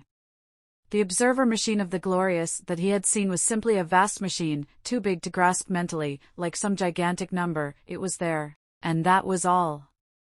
But this long, tubular monstrosity with its human voice and eeriness ended in hard, dismaying realization that a creature that could analyze Daryl's identity might actually prove that death was his own logical lot, and that all else was illusion. The dispassionate voice went on. Wizard men are bold, cunning and remorseless, and they take no action in an emergency that is not related to their purpose. Therefore, this man's appearance is part of a plot. Therefore destroy him and withdraw from the ship. The battleships will take all further action necessary, without further loss of life. That was stunning. With a sudden, desperate fear, Garson saw that Captain Garaden was hesitating. The commander said unhappily, "Damn it, I hate to admit defeat." "Don't be tedious," said the tentacle. "Your forces might win, but the battleships will win." Decision came abruptly. "Very well," said the captain curtly, "we'll de-energize this prisoner, and—" Garson said in a voice that he scarcely recognized, an abnormally steady voice, "What about my story?" Strangely, there was a moment of silence. "Your story," the tentacle said finally, and Garson's mind jumped at the realization that it was the tentacle, and not the captain who answered. "Your story is rejected by the observer as illogical. It is impossible that anything went wrong with a glorious depersonalizing machine. The fact that you were repersonalized after the usual manner on reaching our lines is evidence of your condition, because the repersonalizing machine reported nothing unusual in your case. Furthermore, even if it was true, the message you received was stupid, because no known power or military knowledge could force the surrender of Delpa 1 minute sooner. It is impossible to neutralize a time-energy barrier at more than one point at one time without destroying the neutralizing machine. Consequently, the attack can only be made at one point. The military maneuver being used is the ultimate development of dimensional warfare in a given area of space. And so, the word scarcely penetrated, though all the sense strained through, somehow. His mind was like an enormous weight, dragging at one thought, one hope. He said, fighting for calmness now. "Commander, by your manner to this tentacle and its master, I can see that you have long ago ceased to follow its conclusions literally. Why? Because it's inhuman. The observer is a great reservoir of facts that can be coordinated on any subject, but it is limited by the facts it knows. It's a machine, and, while it may be logical to destroy me before you leave the ship, you know and I know that it is neither necessary nor just, and what is overwhelmingly more important, it can do no harm to hold me prisoner and make arrangements for a planetarian to examine the origin of the message that came to me. He finished in a quiet, confident tone, Captain, from what one of the men told me, you're from the 2000s AD. I'll wager that they still had horse races in your day. I'll wager furthermore that no machine could ever understand a man getting a hunch and betting his bottom dollar on a dark horse. You've already been illogical in not shooting me at sight, as you threatened on the communicator, in not leaving the ship as the observer advised, in letting me talk on here even as the attack on your enemies is beginning, for there is an attack of some kind, and it's got the best brain on the ship behind it. But that's unimportant because you're going to abandon ship. What is important is this: you must carry your illogic to its logical conclusion. Retrieve your prestige, depend for once in this barren life here on luck and luck alone. The hard eyes did not weaken by a single gleam, but the hard voice spoke words that sounded like purest music. Will Ant take this prisoner into the lifeboat and... It was at that moment it happened. With victory in his hands, the knowledge that more than 2 years remained before the time-energy barrier would be threatening the universe, the whole, rich, tremendous joy that he had won everything. All of that, and unutterable relief, and more, was in his brain when a voice came into his mind, strong and clear and as irresistible as living fire, a woman's voice, Norma's. Jack! Jack! Help me! I need you! Oh, Jack, come. The universe spun. Abruptly, there was no ship, and he was pitching into a gulf of blackness. Inconceivable distance fell behind him and, just like that, the fall ended. There was no ship, no earth, no light. Time must have passed, for slow thought was in him, and the night remained. No, not night. He could realize that now, for there was time to realize. It was not night, it was emptiness. Nothingness. Briefly, the scientist part of his brain grasped at the idea, the possibility of exploring, of examining this non-space. But there was nothing to examine, nothing in him to examine with, no senses that could record, comprehend, nothingness. Dismay came, a black tidal wave that surged in wild confusion through his being, his brain shrank from the sheer, terrible strain of impression. But, somehow, time passed, the flood of despair streamed out of him. There remained nothingness. Change came abruptly. One instant there was that complete isolation, the next. A man's voice said matter-of-factly, "This one is a problem." How the devil did he get into the configuration of the upper arc? You'd think he fell in. No report of any planes passing over Delpa, said a second voice. Better ask the observer if there's any way of getting him out. Figuratively, gravely, his mind nodded in agreement to that. He'd have to get out, of course, and... His brain paused. Out of where? Nothingness? For a long, tense moment, his thought poised over that tremendous question, striving to penetrate the obscure depths of it, that seemed to waver just beyond the reach of his reason. There had been familiar words spoken. Delpa! An ugly thrill chased through his mind. He wasn't in Delpa, or, he felt abruptly, horribly, sick, or was he? The sickness faded into a hopeless weariness, almost a chaotic dissolution. What did it matter where he was? Once more, he was a complete prisoner of a powerful, dominating environment, prey to forces beyond his lightest control, unable to help Norma, unable to help himself and... Norma! He frowned mentally, empty of any emotion, unresponsive even to the thought that what had happened implied some enormous and deadly danger, for Norma. There was only the curious, almost incredible way that she had called him, and nightmarishly he had fallen, toward Delpa. Fallen into an insane region called the configuration of the upper arc. With a start, he realized that the observer's voice had been speaking for some seconds. It can be finally stated that no plane, no machine of any kind, has flown over Delpa since the 17th time and space manipulation 4 weeks ago. Therefore the man you have discovered in the upper arc is an enigma, whose identity must be solved without delay. Call your commander. He waited, for there was nothing to think about, at least not at first. Memory came finally that the spaceship had been pulled 1,000,000 miles a second by the mysterious 17th manipulation of time and space. Only Daryl had distinctly described it as a repercussion from several years in the future. Now, the observer talked as if it had happened 4 weeks ago. Funny. Nothing funny about it, said a fourth voice, a voice so finely pitched, directed into the stream of his thought that he wondered briefly, blankly, whether he had thought the words, or spoken them himself, then. Professor Garson, you are identified. The voice you are hearing is that of a planetarian who can read your mind. A planetarian. Wave on wave of relief made a chaos of his brain. With a dreadful effort, he tried to speak, but there was not even a sense of tongue, or lips, or body, nothing but his mind there in that emptiness, his mind revolving swiftly, ever more swiftly around the host of things he simply had to know. It was the voice, the cool, sane voice, and the stupendous things it was saying, that gradually quieted the turmoil that racked him. The answer to what worries you most is that Miss Matheson was the center of the 17th space and time manipulation, the first time a human being has been used. The manipulation consisted of withdrawing 1 unit of the entire solar system from the mainstream without affecting the continuity of the main system. 1 out of the 10 billion a second was swung clear in such a fashion that the time energy with its senseless, limitless power began to recreate it, carrying on too with the same superlative ease as formerly with only 1. Actually, there are now 18 solar systems existing roughly parallel to each other, 17 manipulated creations and the original. My body, however, exists in only 2 of these because none of the previous 16 manipulations occurred in my lifetime. Naturally, these 2 bodies of mine exist in separate worlds and will never again have contact with each other. Because she was the center of activity, Norma Matheson has her being in the main solar system only.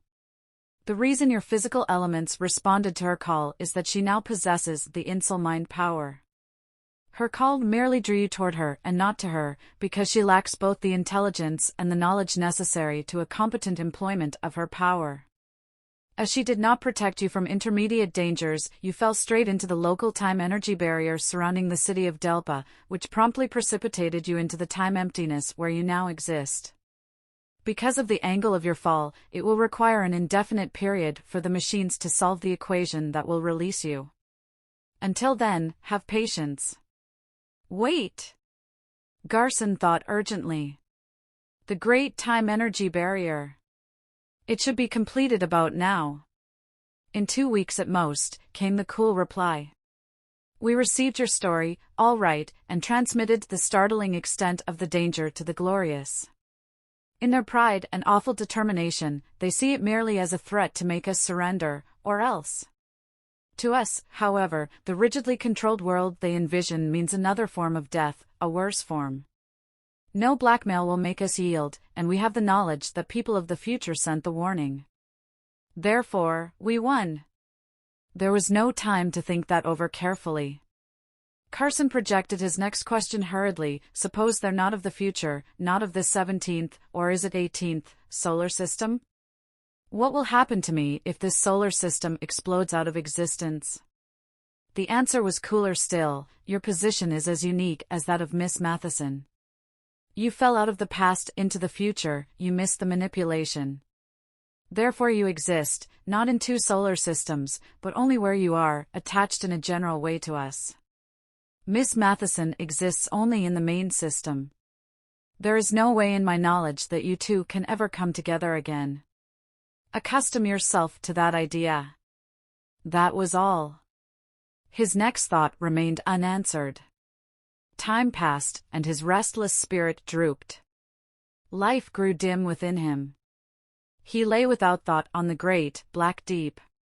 Immense, immeasurable time passed, and he waited, but no voices came to disturb his cosmic grave. Twice, forces tugged at him. The first time he thought painfully. The time-energy barrier of the Glorious had been completed, and the pressure, the tugging was all he felt of the resulting destruction. If that had happened, nothing, no one would ever come to save him.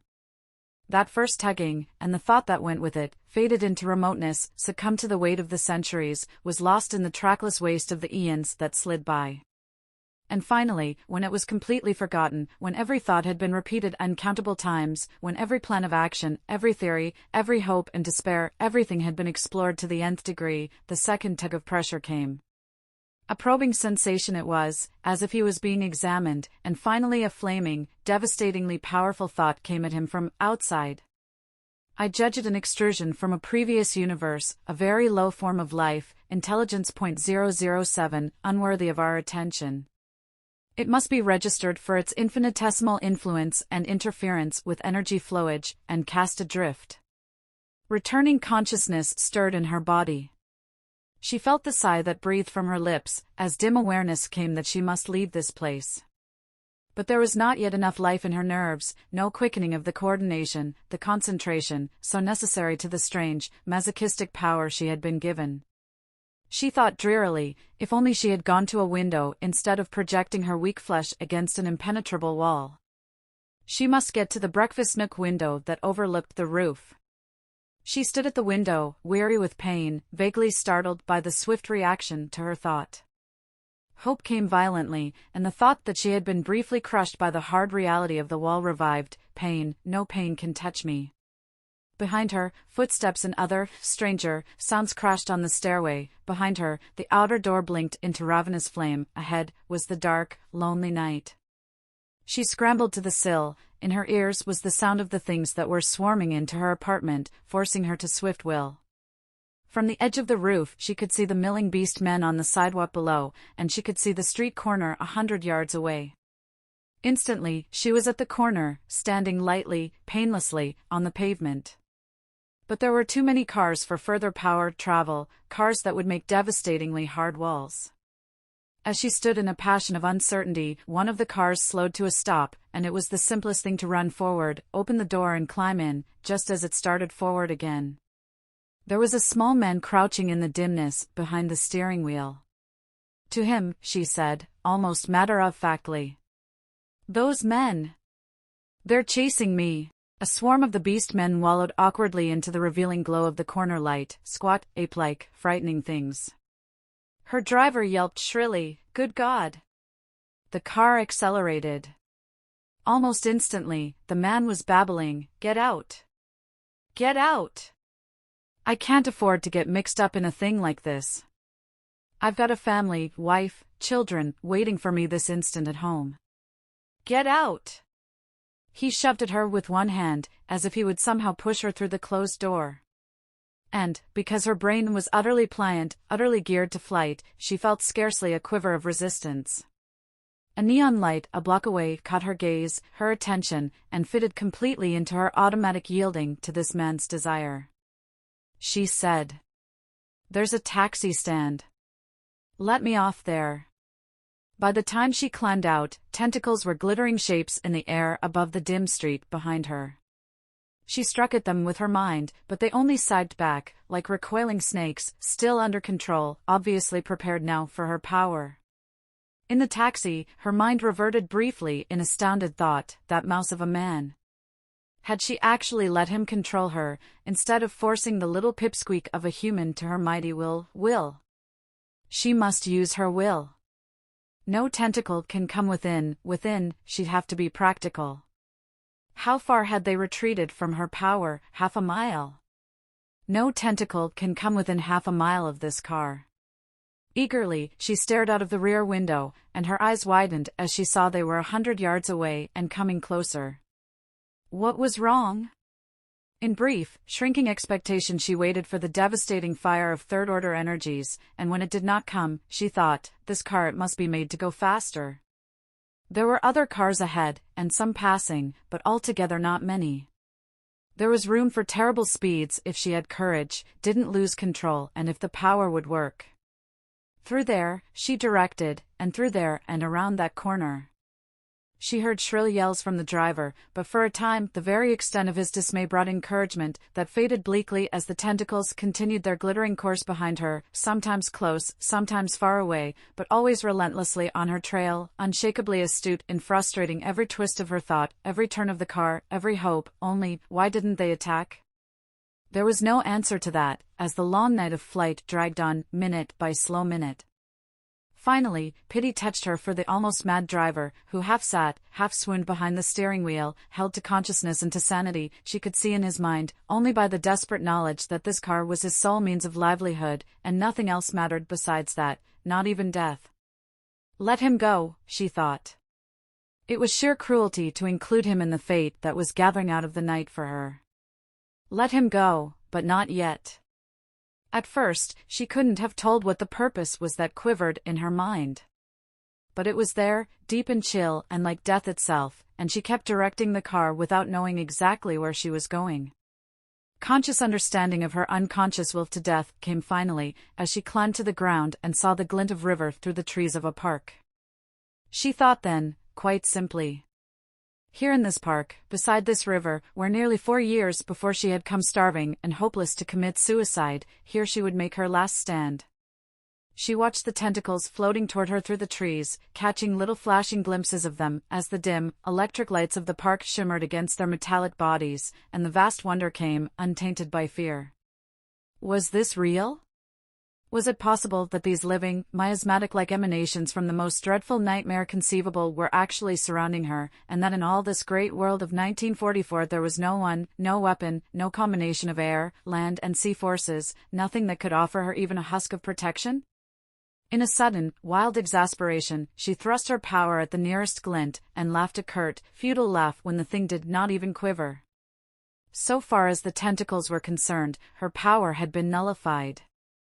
The implications were ultimate. When Dr. Lell arrived, he would bring swift death with him, unless... She scrambled down the steep bank to the dark edge of the sullen river, and the intellectual mood that had brought her here to this park where once she had wanted death filled her being. She stood taut, striving for a return of the emotion, for the thought of it was not enough. If only she could recapture the black, emotional mood of that other dark night. A cool, damp breeze whisked her cheeks, but there was not a fraction of real desire to taste those ugly waters. She wanted, not death, nor power, nor the devastation of third-order energies, but marriage, a home with green grass and a flower garden. She wanted life, contentment, Garson. Garson! It was more of a prayer than a command that rose from her lips in that second call for help, an appeal from the depths of her need to the only man who in all these long, deadly years had been in her thoughts. Jack, wherever you are, come to me here on earth, come through the emptiness of time, come safely without pain, without body hurt or damage, and with mind clear. Come now! With a dreadful start, she jerked back. For a man stood beside her there by the dark waters. The breeze came stronger.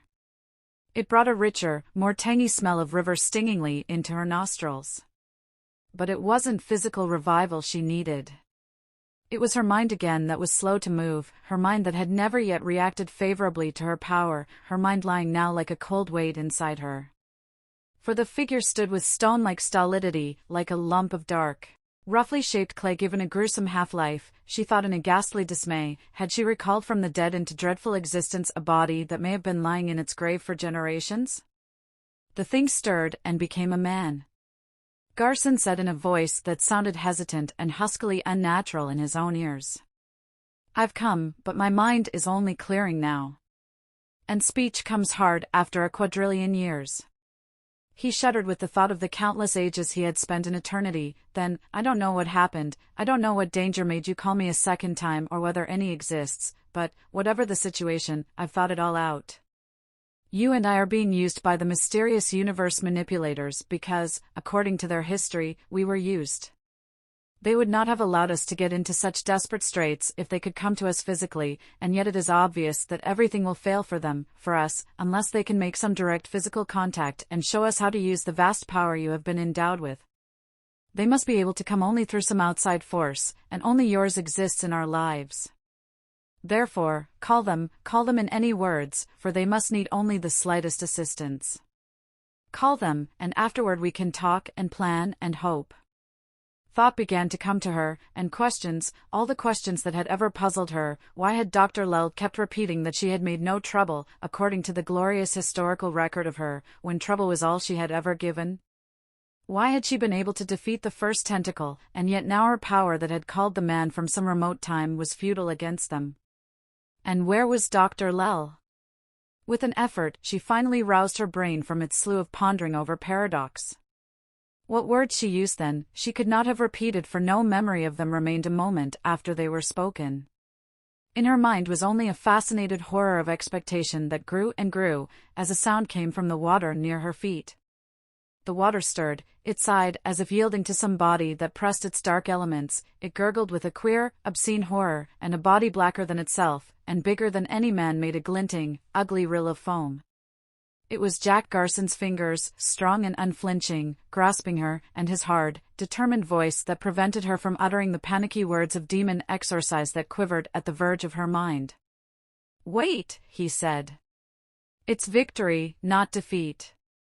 Wait." "Thank you, Professor Garson." The voice that came out of the darkness held a strange, inhuman quality that kept her taut and uneasy.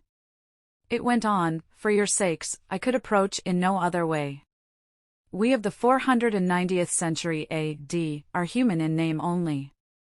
There is a dreadful irony in the thought that war, the destroyer of men, finally changed man into a beast-like creature. One solace remains: we saved our minds and our souls at the expense of our bodies. Your analysis was right, Professor Garson, as far as it went. The reason we cannot use so much as a single time machine from our age is that our whole period will be in a state of abnormal unbalance for hundreds of thousands of years. Even the tiniest misuse of energy could cause unforeseeable changes in the fabric of time energy, which is so utterly indifferent to the fate of men. Our method could only be the indirect and partially successful one of isolating the explosion on one of 18 solar systems, and drawing all the others together to withstand the shock. This was not so difficult as it sounds, for time yields easily to simple pressures. Miss Matheson, the reason the tentacles could trail you is that you are being subjected to psychological terrors. The tentacles that have been following you through the night were not real but third-order light projections of tentacles, designed to keep you occupied till Dr. Lell could bring his destroyer machines to bear. Actually, you have escaped all their designs. How? I have said time yields easily to proper pressures. Such a pressure existed as you stood by the river's edge trying to recall the black mood of suicide. It was easier for you who have power to slip through time to that period nearly 4 years ago than for you to recapture an unwanted lust for self-inflicted death. Good heavens! Garson gasped. Are you trying to tell us that this is the night of 1941, and that a few minutes from now Dr. Lell will come along and hire a desperate girl sitting on a park bench to be a front for a fake colonial recruiting station? And this time, said that inhuman voice, the history of the glorious will be fulfilled. She will make no trouble. Garson had the sudden desperate sensation of being beyond his depth. He literally fought for words. What about our bodies that existed then? I thought two bodies of the same person couldn't exist in the same time and space. They can't. But... The firm, alien voice cut off, too, Norma's sudden, startled intention to speak. There are no paradoxes in time. I have said that, in order to resist the destruction of the isolated 18th solar system, the other 17 were brought together into one, this one. The only one that now exists. But the others were, and in some form you were in them, but now you are here, and this is the real and only world. I leave you to think that over, for now you must act. History says that you two took out a marriage license, tomorrow. History says Norma Garson had no difficulty leading the double life of wife of Professor Garson and slave of Dr. Lell, and that, under my direction, she learned to use her power until the day came to destroy the great energy barrier of Delta and help the planetarians to their rightful victory. Garson was himself again. Rightful, he said. I'm not so convinced of that. They were the ones who precipitated the war by breaking the agreement for population curtailment.